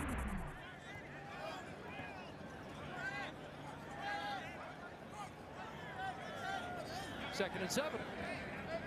Riley directing traffic. Mitchell. And pass is caught. Hazelton right at the first down stick in front of Devin Butler. Yeah, they're coming, man. They're bringing the heat. You can see them all coming downhill. Mike Riley knows he's coming free off the edge. He's going to throw the he's going to throw the deep out here, right at the sticks. Here they come, bringing the house. That's just, that's great anticipation. That is video review and getting tendencies on people and knowing where you got to go with the football. That's just a sticks throw right there. Receiver knows what he's got to get, and Mike puts it right there. Or as Bryant Mitchell would say, that's execution. Yeah, and then be done with it. First down. I love it. I was down in Louisiana about a month and a half ago at Northwestern State. An arch rival back in the day, playing at Louisiana Tech, watching a high school football game. And they were talking about Bryant Mitchell. Wow. And said, yeah, know him well. He's an outstanding receiver, hard-nosed kid that makes it happen. Found out today, he lets his play do his talking. And Riley faking the handoff to Mitchell and running ahead. By the way, congratulations, the Louisiana Sports Hall of Fame with Pistol Pete Maravich, Shaquille O'Neal, Peyton Manning, and Matt Dunnigan. Archie's going in too. That when I go in, so that's kind of nice. Les Miles, a lot of great athletes in that Hall of Fame. State of Louisiana's put out a bunch. And you are one of them, sir. Well done. Yeah, well, they were reaching. That'll happen next June sometime. June 8th. That's special. Well deserved. Riley again. He's feeling it, isn't he? Or was that a mix-up? Doesn't matter. It worked, and now he'll talk it over with C.J. Gable. That is exactly what you taught to happen on an exchange like this. Foul the back in the hole because the offensive line's blocking that hole anyways. So you see not a very clean exchange right here. And they kind of bump into each other. And then he says, okay, I'll just use his lead blocker, get small in behind you, and add to my running total. Well, he's up at 68 yards rushing. That's his biggest rushing day of the year. And he is over 500 yards for the season for the third time in his career. Knocking at the door, throwing the out here. It's caught.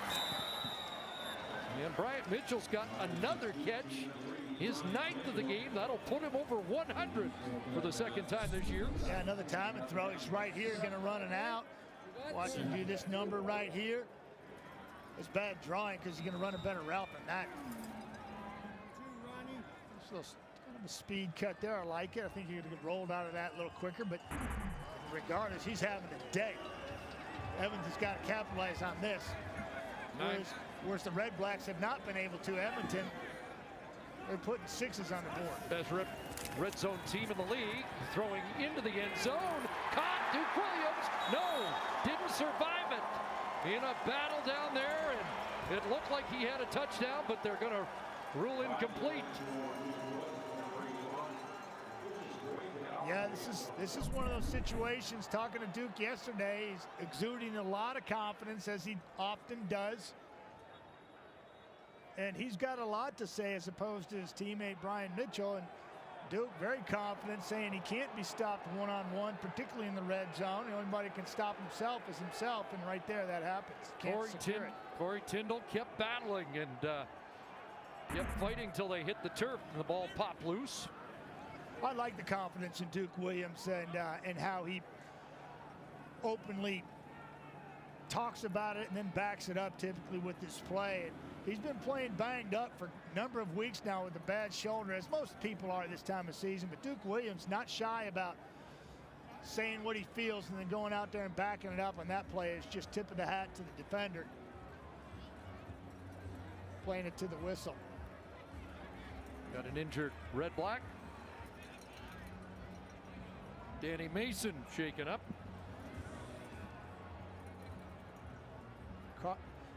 Well, you were talking about Duke's confidence, and he showed it when we chatted with him yesterday. I feel like once we get in the red zone, nobody can guard me. I don't care who on me. When we're in the red zone, I know nobody can guard me. You know, and I feel like if anybody's on me, let's take advantage of that. You know, because once that ball go up, I don't see nothing but the ball. And 10 out of 10, I'm coming down with it. I don't care who on me. I don't care how many people on me. I'm not being cocky. I'm just confident in what I do as a man. You know, I feel like I'm the best in the world. If you don't feel like that, you shouldn't be playing football at all. Well, a 6'3" target working against 5'9". 9 out of 10 times he comes down with it because... I'll take those percentages. He's what, 4 for 34 today? And that one, I think, you know, he'll like to have back. But that's the kind of guy I want in my huddle. That confidence, knowing that you throw that ball up, it's his or nobody's. And I got no problem with Duke Williams calling it like he sees it. They'll take 3 away from him, and they'll take the lead, 17-16, Edmonton.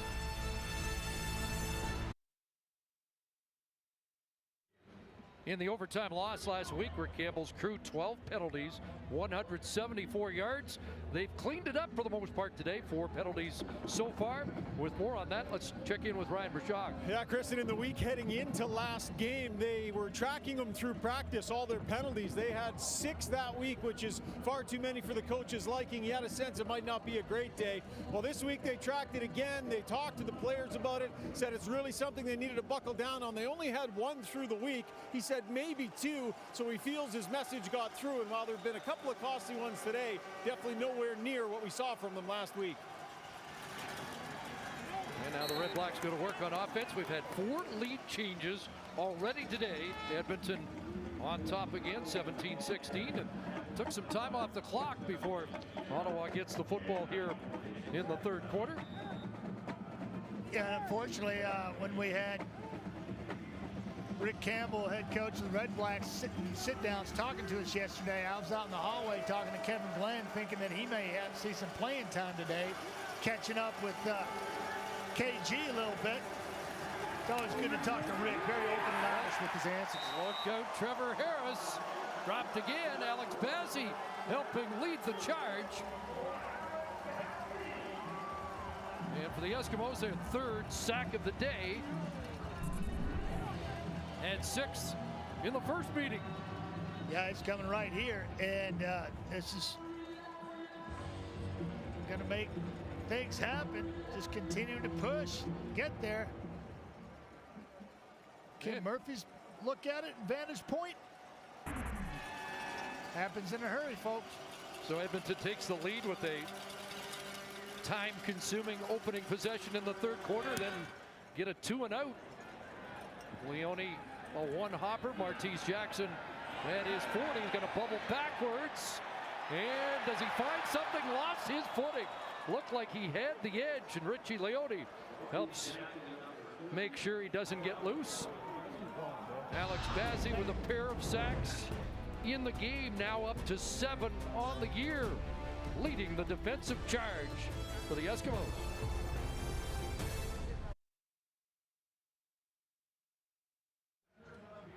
Mike Riley at 78.3% so far in this football game. Worked on his mechanics this week. Here again is Ryan Rashog. Yeah, Chris, Matt was talking earlier on in the game about the footwork, and in particular when he's dropping back. You know, Mike Riley looking for answers. He and Jason Moss worked together this week in practice. What they found was when he was dropping back after taking the snap, his foot placement wasn't quite right, wasn't positioning his hips the right way to get the throw off in the right direction. So mechanics, back to basics. A couple of quarterbacks going through it together. It's something Riley is focusing on here today, Matt. Absolutely love it, and we got some great examples. Ryan, you're absolutely right. He wasn't opening his hips, and they corrected that, and he's throwing much better to his left. Here's the speedy Martese Jackson getting to the outside, getting close to the first down stick, and close to midfield. Yeah, this is a look at it, and what we're talking about. This is after they've worked on it, the details. Everybody went back to the drawing board, and you can watch his feet and how he opens his hips to his target. He's able to shoot the ball with much more accuracy. Again, open his hips, they can come through, and he's not throwing across his body. 2 quick examples of Mike Riley attention to detail paying off for him in a short period of time. Sneaks forward for another Edmonton first down. Midway through this third quarter.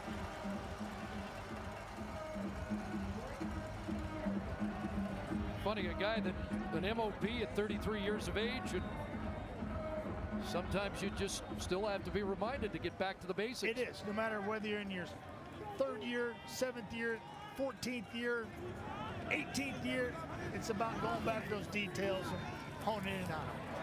Play point guard there, got it to Gable, and C.J. Gable got into the Red-Black secondary with a big pass and run play.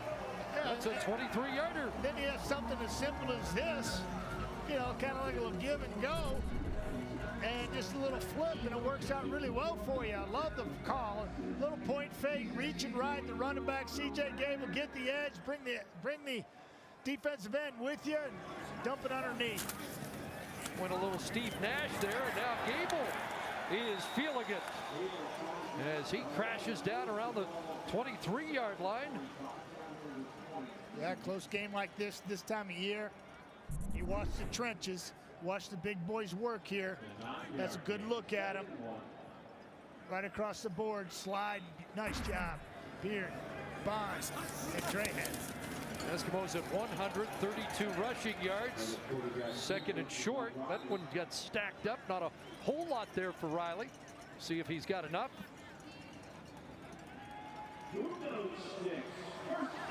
But it is a first down. Yeah, you know, looking at the defensive line of the Ottawa Redblacks, and you know, just nitpicking, if anything, you know, maybe a little undersized. And with the size of the Edmonton offensive line, I would continue to plow and try to munch and make my living there. I'm not ready to tell George Yuko to his face that he's undersized. But, but compared to the guys that are blocking him, yeah, he is. Might be a little confusion here. Hazelton, I don't think, heard the play, but it's over the middle. Nate Bahar down to the 5-yard line and inside the 5. For Nate Bahar, the Carlton product. And his first catch in 3 games. Nice job of Mike, and awareness and knowing where his safety valve was as he steps up. Just a little dart in front of him there, and Bahar does the rest. Right now, Edmonton's flipped the script from 4 weeks ago.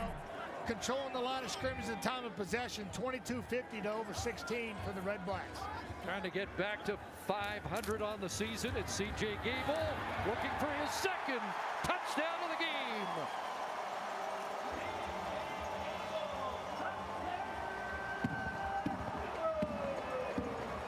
Couple of touchdowns for C.J. Gable as the Eskimos widen the lead. Yeah, let the big boys churn it out up front. Been begging for this, for the Edmonton offensive line to use their size. Just get lower than them and just use your strength, bench press them right out of the way, and that's what they do there. C.J. Gable into the end zone. Excellent drive for the Eskimos. And doesn't matter whether you're involved in the trenches or whether you're a wide receiver. Duke Williams was most excited, I think, of everybody after they scored that touchdown there. Flying off the field, showing you his youthful exuberance. 10 points in this third quarter. 7 plays, 65 yards. C.J. Gable the pay dirt. And it's 24-16 Edmonton.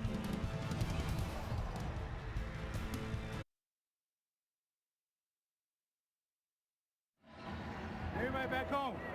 I love y'all. Couple touchdowns for C.J. Gable. His 4th and 5th rushing touchdowns of the season. And now it's an 8-point Edmonton lead.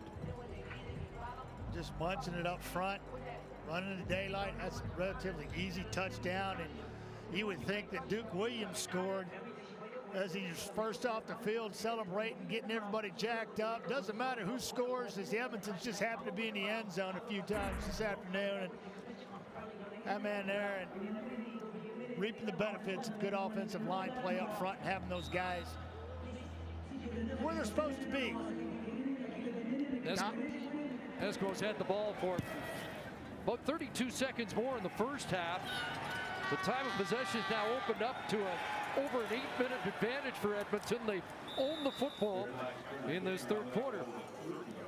And the Red Blacks with -5 yards on their 2 third quarter offensive plays. Trying to regain some momentum when we come back.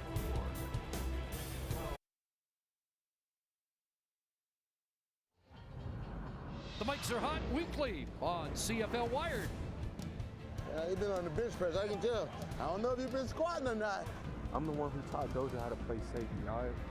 I gave him hands, it's my son. I really want to punch you in the face, but I'm not. Yeah. Oh, I could, because I know I'd win that fight. I know I would.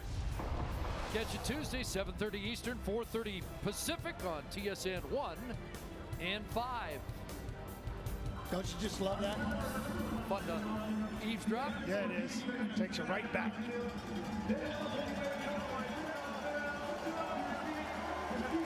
And every team has a few guys that are pretty good, aren't they? With the one-liners. Abear was just speaking the truth there. Well, let's see what Trevor Harris can do to regain some red-black momentum. He'll throw the slant. Deontay Spencer, who had the big 61-yard touchdown in the first half, trying to kickstart something here with a 14-yard pickup. Yeah, beat him off the line of scrimmage. A nice job, a nice throw from Trevor Harris and a wide open Deontay Spencer. Taking advantage of Butler. Initial first down of the second half for the Red Blacks. 4 receivers wide side. They're going to hitch it over there, and it's Sinopoli cut down. Nice defensive play from the former Red Black, Forrest Hightower. 4th-year player from San Jose State. We saw him early in the ball game, saying hello to us again with this play. You know, there are 17 different players here with experience on both sides of this rivalry. Hightower, one of them. Eskimos, both their starting offensive tackles, former Red Blacks. Grayheim and Kelly. Sinopoli a little overzealous there on that play. A little early with his waggle. A lot of new faces for both these football teams. Ottawa, number 88. A 5-yard penalty remains second down.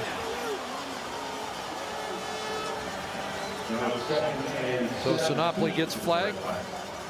This is 120th CFL game. And a milestone day for him as he's hit 100 catches on the season.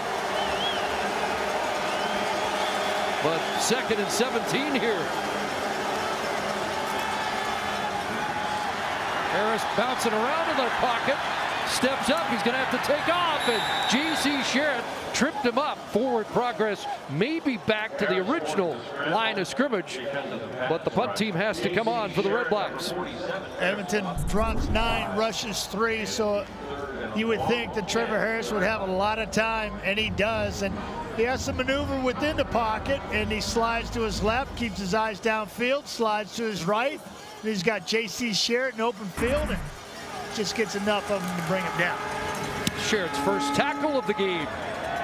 After 9 last week, look out, Martese Jackson nearly caught that up. Able to maintain possession at the 33. Did that look like a no yards to you? It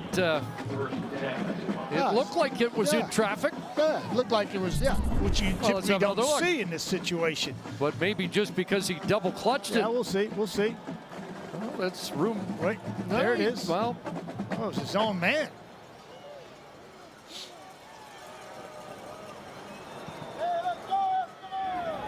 The fact he had to fight it off was... Yeah, that's a good play by the Red Blacks. That was on me. It appeared like they had no yards, but they were good. Riley swings it out.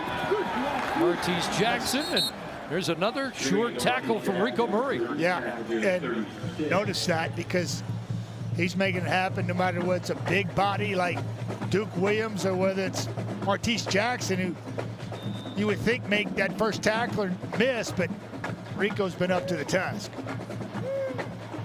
Noel Thorpe has called him the Swiss Army knife back there. A guy, when he was in Hamilton and here with Ottawa, can play multiple defensive positions. Veteran leader in that secondary as well. They send extra people here. The out got to Bahar, and he's across midfield. It was almost going back the other way, but Nate Bahar brings it down, and he has catches on back-to-back Edmonton series. Yeah, Ryan Rashawn reporting on how Riley had to pay attention to his technique in the pocket, moving to his left. And here, he needed every bit of that technique and arm strength to open his hips and free up his arms to come through and throw an accurate 41-yard strike to Bahar as he moves the chains. Yeah, Jonathan Rose just out of his reach, the man who has a share of the lead in interceptions with 5, but there is C.J. Gable. It's been a big second half for Gable. 12 more for C.J. Gable, now 11 carries, 64 on the day. Yeah, and they're just swarming the defensive line, and it's a missed tackle there. C.J. Gable fighting, knowing how important this game is. As Edmonton's in the cellar right now, looking up, trying to claw their way out. That's a good example of it. C.J. Gable giving everything he has.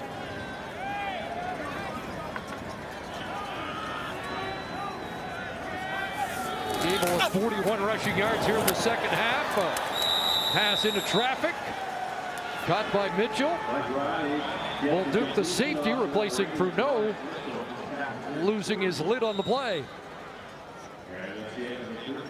So that's the final play of the third quarter. It was a big one for the Eskimos as they seize the momentum and take the lead. 10 points in the quarter, nearly 2 touchdowns.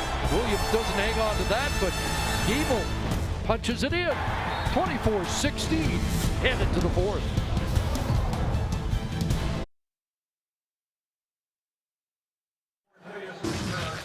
A lot of football left here today, but a good third quarter for the home team, and now advantage Edmonton headed to the fourth.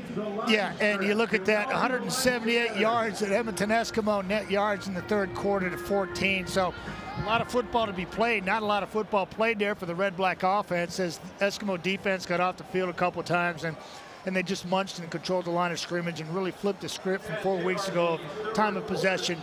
And that's huge for the Edmonton Eskimos to regain their confidence in their offensive line. Mike Riley having more time to throw the football. It's all come together there in that third quarter. About 12 minutes of possession time for the Eskimos in that third quarter. It can't just be mechanics.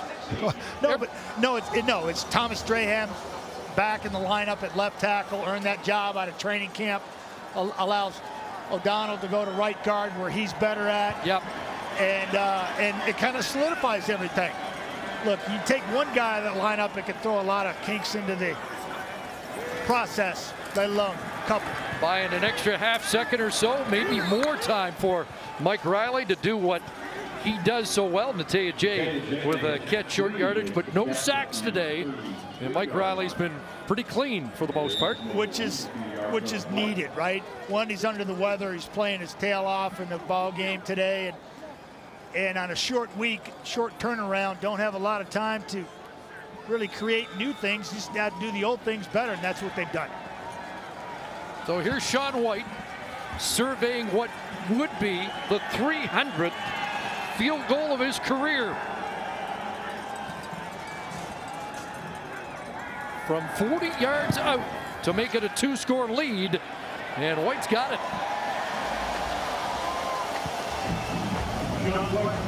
Number 300's good, and it's the Eskimos by 11. Yeah, I like the way Sean kicks. He doesn't overpower much of anything.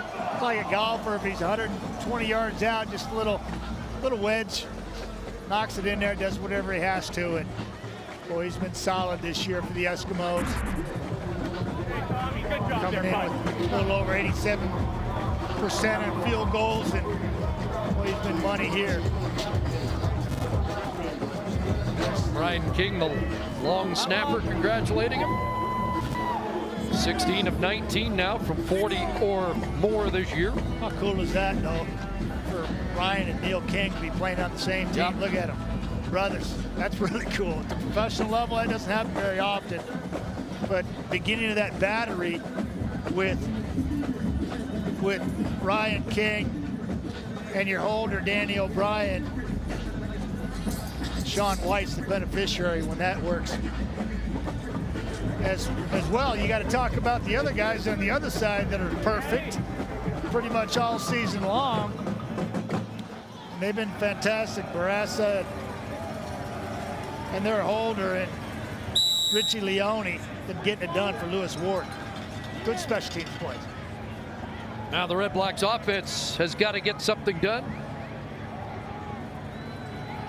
Down by 11 early fourth quarter. They elect to take the kickoff. And Spencer's going to make that decision a good one as he gets up beyond the 50-yard line. Great field position start for Trevor Harris. And the Red Blacks need to generate something on this possession. If you've never done this, you just really don't know how hard it is to have the courage, and being so small as Deontay Spencer is in stature, but big in heart, and he just guts it in there. I mean, relentless, just hitting that hole like a running back at the line of scrimmage, just trusting the guys in front of you. Oftentimes you see those guys running into a brick wall. It takes a lot of courage to do that time and time again. Deontay Spencer making it happen. Trevor Harris threw 2 passes in the third quarter and a little underarm lateral to Brendan Galanders there. Trevor Harris having fun in that play. I'm just telling you, as a quarterback, to pump the hitch screen in the field and then come back and drop and shovel with a little ball underneath. But that's just a lot of fun just to execute that play. A little finesse. Little submarine. Yeah, it's sweet. I like it.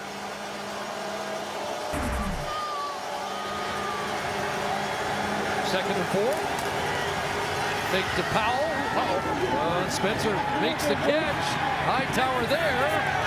And Spencer wrestled out of bounds at the Edmonton bench by Hightower, who has a visit with a lot of guys in green and gold. And Mike Benavides desperate to make sure nobody takes an unnecessary penalty.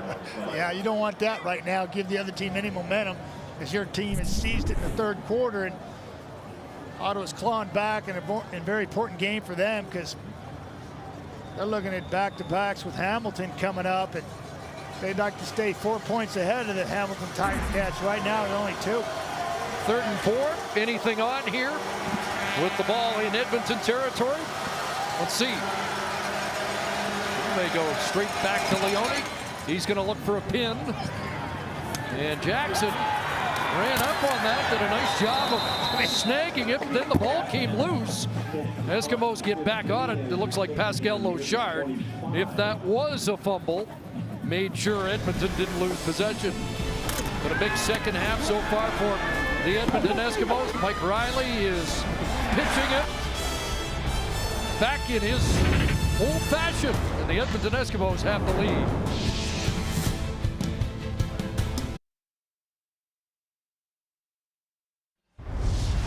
Reminder, our Super Saturday triple header continues with the 3rd game from McMahon. It's the Lions and the Stamps. Action following this game at 8 Eastern, 5 Pacific across the TSN network. I thought I saw Alex Singleton on social media today doing a little modeling. Oh. Yeah. Little winter wear, fall wear. Sporting it, not taking himself too seriously, I think is what the tweet said. Time of the year. I love it. Edmonton looking for its 8th win of the year. BC will be looking for its 8th win. Winnipeg winning its 9th in the middle games. And it is a heck of a horse race. And it got a little tighter with that Winnipeg win at 9-7 now. Does Edmonton go to 8 wins today, or do the Red Blacks battle back? And Lions trying to keep pace with what has happened today with Winnipeg and what looks like it might happen here for the Edmonton Eskimos. Well, Riley throws low, but Kenny Stafford able to dig that out and has a catch and a first down. Well, this is a nice job by Stafford going and digging it out. You need to have that one. You know, if Edmonton does win this football game, that tease.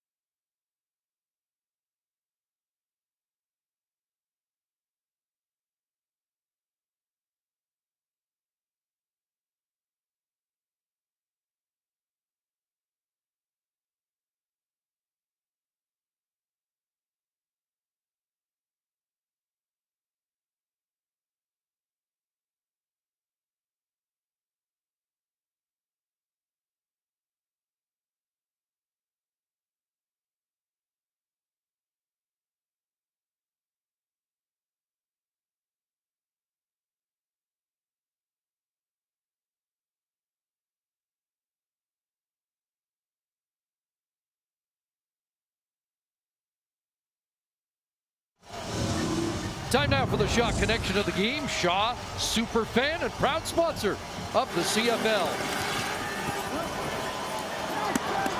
And that 61-yard connection from Harris to Deontay Spencer.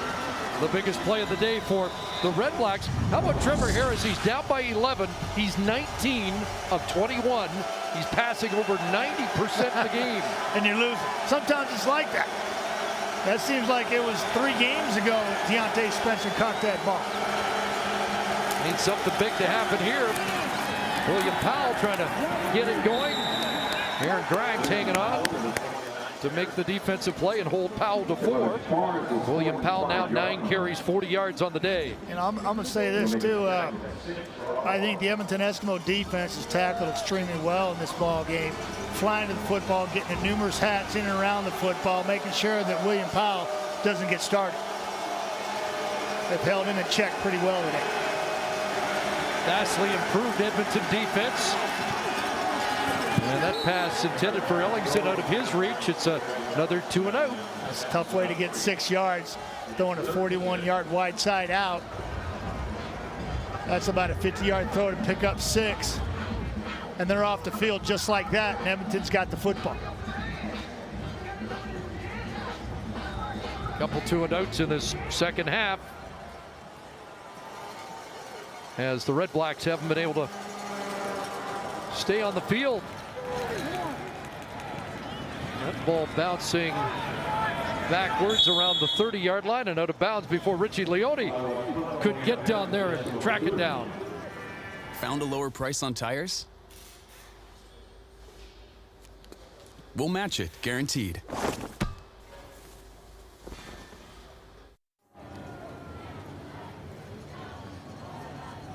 So Rick Campbell's team really hasn't had anything going in this second half. Now can his defense come up with a play to get the ball back? Chris, you mentioned the second half. I think it actually started right there at the end of the first half with the Edmonton Eskimos. Got a little help from the Red Blacks on a contact in the kicker call, and then shortly thereafter in the end zone, it carried that momentum into the second half.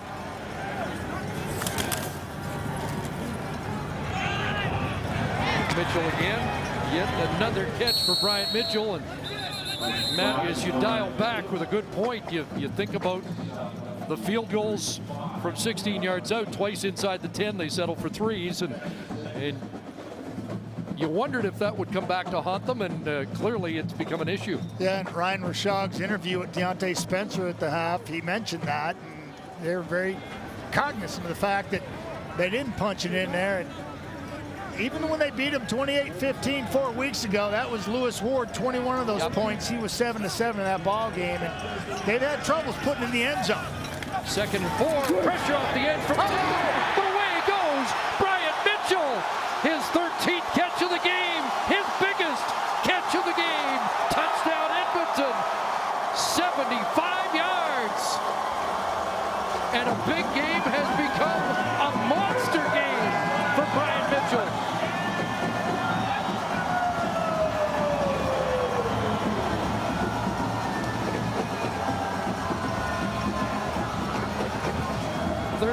Catch, now 190 yards and a touchdown. Right off the edge, Corey Tyndall's already got 2 sacks on the year. He comes free.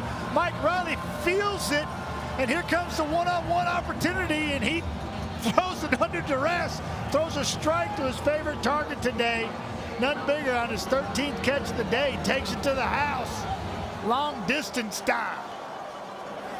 Mike Riley now at 357 yards on the day.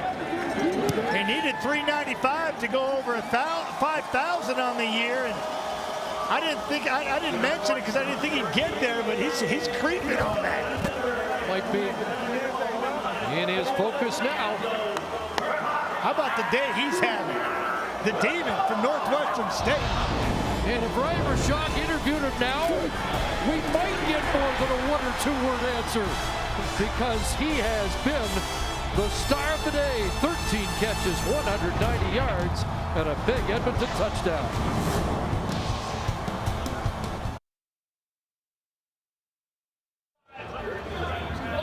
King, Kevin, Cameron, Daddy loves you. That's for y'all. Put out the bat signal. Batman's had a big day here at Commonwealth. Yeah, but he needs his sidekick Robin to get him the football. And here's the pressure from the ref cam, left to right. Corey Tyndall, who knows how to get to the quarterback, been there twice this year already. Mike Riley, look at his eyes. He senses that. I'm telling you, he knows he's coming free. And he's anticipating, throws that ball perfectly in stride to Mitchell, and he does the rest, taking it to the house. Long distance house call. Edmonton now over 500 yards of offense for the 4th time this year as they bust out after a 3-game slump. And that touchdown, the first fourth quarter touchdown in quite some time for a team that had no fourth quarter points in its last 4 and only 3 fourth quarter points in the last 6 games. Yeah, that offense just came to a grinding halt.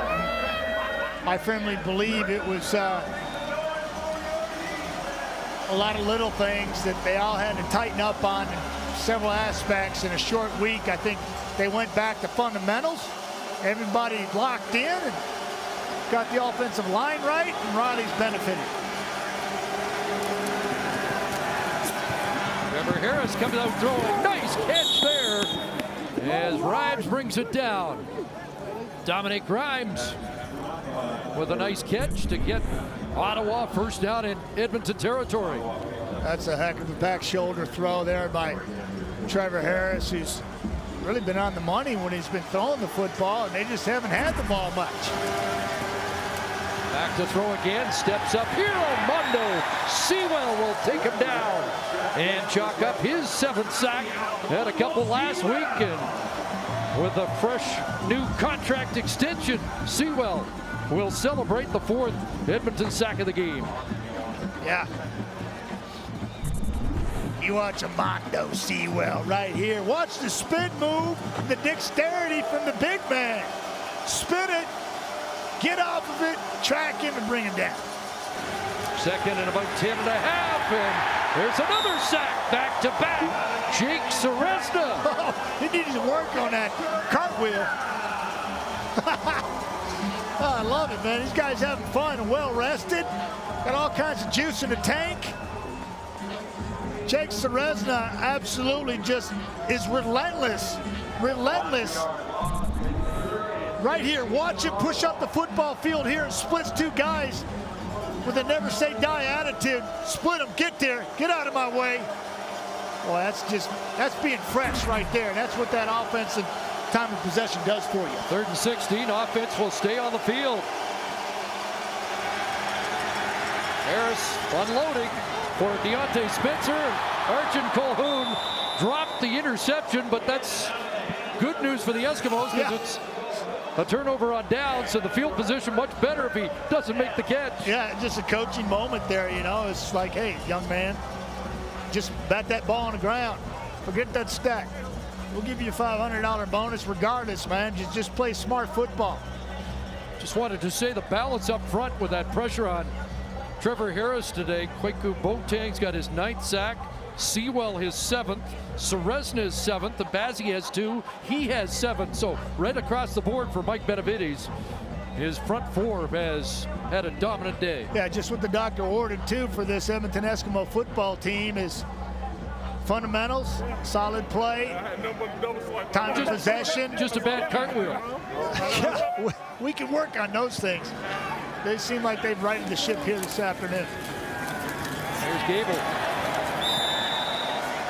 into Ottawa territory as he cartwheels around the 50-yard line of the Red Blacks. Here's the ballerina himself here, Jake Seresna. Oh, there it is. Give it to us. Give it to us. Oh! The crowd shook a bit. I like it, Jake. Let's go. That's awesome. Sweet moment against his former team, even if he didn't stick the landing. Gable. Anywhere to go. He's bounced off 2. And he pinballs back to the 50. And he'll get back to the original line of scrimmage. It'll be 3rd down. Yeah, it's all fun and games when your team's rolling like this, and oftentimes you hear the term difference between winning and losing is minute, very minimal. Emphasis going back to fundamentals on a short week, attention to detail, even with Mike Riley, their leader. And Jason Moss spearheaded this focus, and boy, it's paid dividends for his football team. And they've really turned things around here in the last 2.5 quarters. 18-point lead. Does Ottawa have one of those dramatic comebacks left in the middle? Reverse it here. R.J. Harris up the sidelines. And a nice return there for Harris. Up close to the 45-yard line.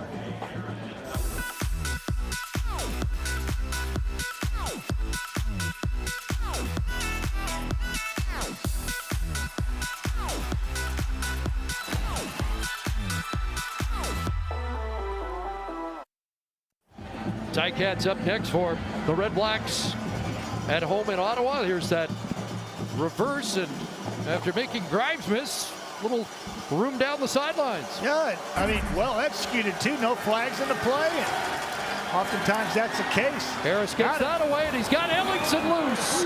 And there's Grimes defensively, tossing him out around the 32-yard line. A big chunk play for Trevor Harris to Greg Ellingson. And it's 36 yards. Yeah, I've seen Ottawa run this play several times this year. Play action fake, quarterback turns his, and he just waits, got to have time. And his offensive line gives him plenty of that Ottawa, there. Timeout. Sinopoli comes from right to left in a climb route, finds a soft spot.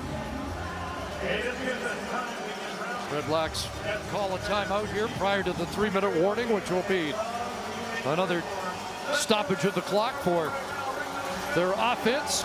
But as we've seen so often before, there's still time here, especially if they can get into the end zone on this series before the 3-minute warning. Yeah, I mean, this is the CFL, and there's been like 34 games that have been decided in the last few minutes. This one could be one of them. They get the ball in the end zone here. 1st and 10 at the 32. Harris going to take a shot here. And that one up for grabs. He threw it up for Neil King to bring down. And King with the takeaway on the first interception thrown by Trevor Harris in the game. Yeah, Trevor gets hit here. Make a correction on the thing I just said. 34 games. This 39 games have been decided in the last 3 minutes of play. And that play right there may have decided this one. Whereas Trevor Harris is going to get hit. So here's Neil King. He's back here all by himself. He's going to float over there because Trevor Harris is under duress. And as the pressure comes down, he steps up in the pocket. His arm's hitting the ball's errant. That's an easy pick. Could seal the fate of the Red Blacks right here. Second interception of the year for the 6-year man out of St. Mary's. Sherwood Park product, Neil King. Grandma, that's for you. Grandma's got a couple of King boys to cheer for in green and gold. That's awesome. Thanksgiving a week late. Here's Duke. Williams stacked up around the 30-yard line. And we have hit the 3-minute warning here at Commonwealth Stadium. Eskimos with an 18-point lead. They've got the football. And that's close to evening their record at 8-8.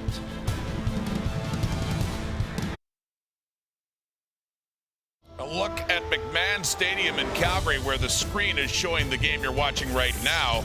A little later on, it'll be showing a video tribute to Wally Buono. BC Lions coming in. Last regular season game at McMahon in Buono's career. Let's go back to Chris and Maddie and Edmonton. That'll be a big one tonight. Looking forward to that. Yeah, and I'm just looking at this 18-point lead here by the Eskimos. Ottawa. And 2:50 on the clock. Kevin Glenn hadn't played in 18 weeks. And I'm just throwing it out there. Might be a good time to get him out there. Because he's your guy. He's one ankle sprain or hit away from being the guy, and he hadn't played in his longest stretch of non-playing over the course of his career. And I was talking to him yesterday about that, and he pointed that out.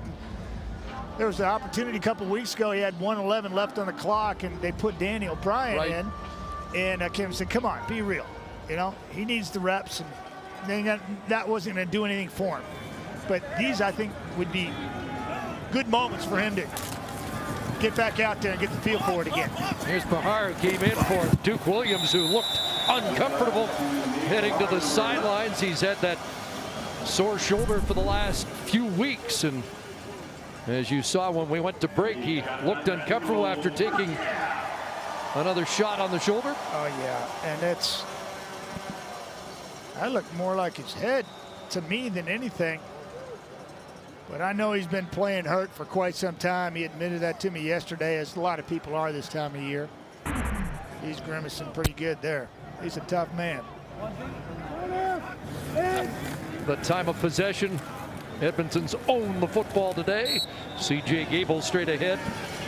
And they've had some balance, Matty. 525 yards of offense, 156 on the ground, and Mike Riley at 369 passing yards. This game is tailor-made for what the Eskimos needed to get back into it and get out of their funk, and just tightens things up, makes it interesting for the weeks to come. Gotta love this playoff race. Loving it, man. Everything's heating up here, and this schedule is just turning out to be a gem. Turnovers look like they might continue to be an issue today with a couple of first half fumbles. Gable the ball carrier and should have another first down. It's like a gladiator, and you've got the chariot, you've got the horses in front of you, and you're just whipping them down the road, following them and letting them plow for you and eat. And C.J. Gable, Mike Riley having a lot of fun with the big boys right now, controlling the line of scrimmage, just letting those big boys do their thing. Just turned it into a scene from Ben-Hur. Yeah, well, that's what I was thinking. It's what you feel like when you're a quarterback and a running back in this situation, letting 2,000 pounds work for you up front. 300 total yards for Edmonton second half, and a few more as they're chewed up by C.J. Gable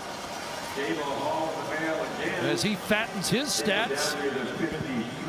Might as well, because there's often times when you're not fed like this, and you got to enjoy those moments, and this is what the Edmonton Eskimos, I think, need to do and duplicate down the road, is this type of output up front, keep those guys healthy, give Mike Riley the extra half a second to deliver the football down to his weapons, and I think you'll see Eskimos make a little run down here.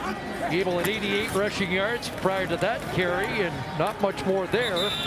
He is at 941 for the season, again with his sights set on his first CFL 1,000-yard season.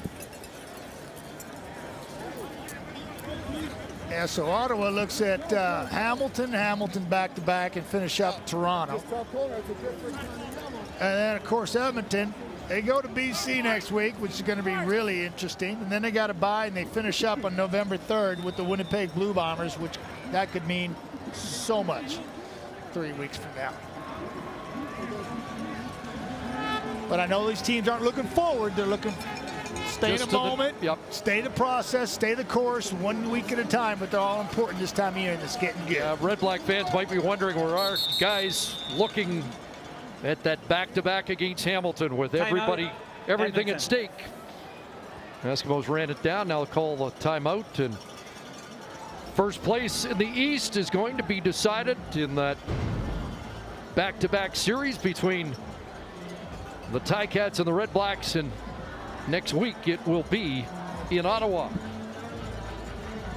That Ticat team looked good last night. What a year for both Jeremiah Masoli and Brandon Banks. Yeah, I like watching Jeremiah play the game. He's got such a natural feel to it, and make any throw on the field with any arm slot going forward or backwards. He's a magician, and Speedy B is feeling it. I'd like to see him regain his form and really become one of the most potent receivers, if not the most potent receiver in the CFL this year. Spencer picked that up as it was about to roll out of bounds, and he gets bumped out. Time now for the Nissan Titan Player of the Game, brought to you by the Nissan Titan, the official vehicle of the Canadian Football League. Yeah, glad to give it to this guy. He earned it.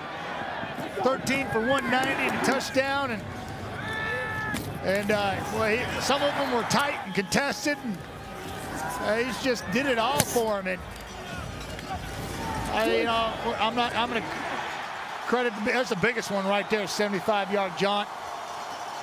That was a backbreaker deep in their own end zone. Riley under pressure. Tyndale coming off the edge, threw a strike to him, and he did the rest. And Brian Mitchell is our Nissan type player of the game. Second biggest receiving game of the year. Only Kamar Jordan had a bigger one for the Calgary Stampeders. Hey, I was dying to look.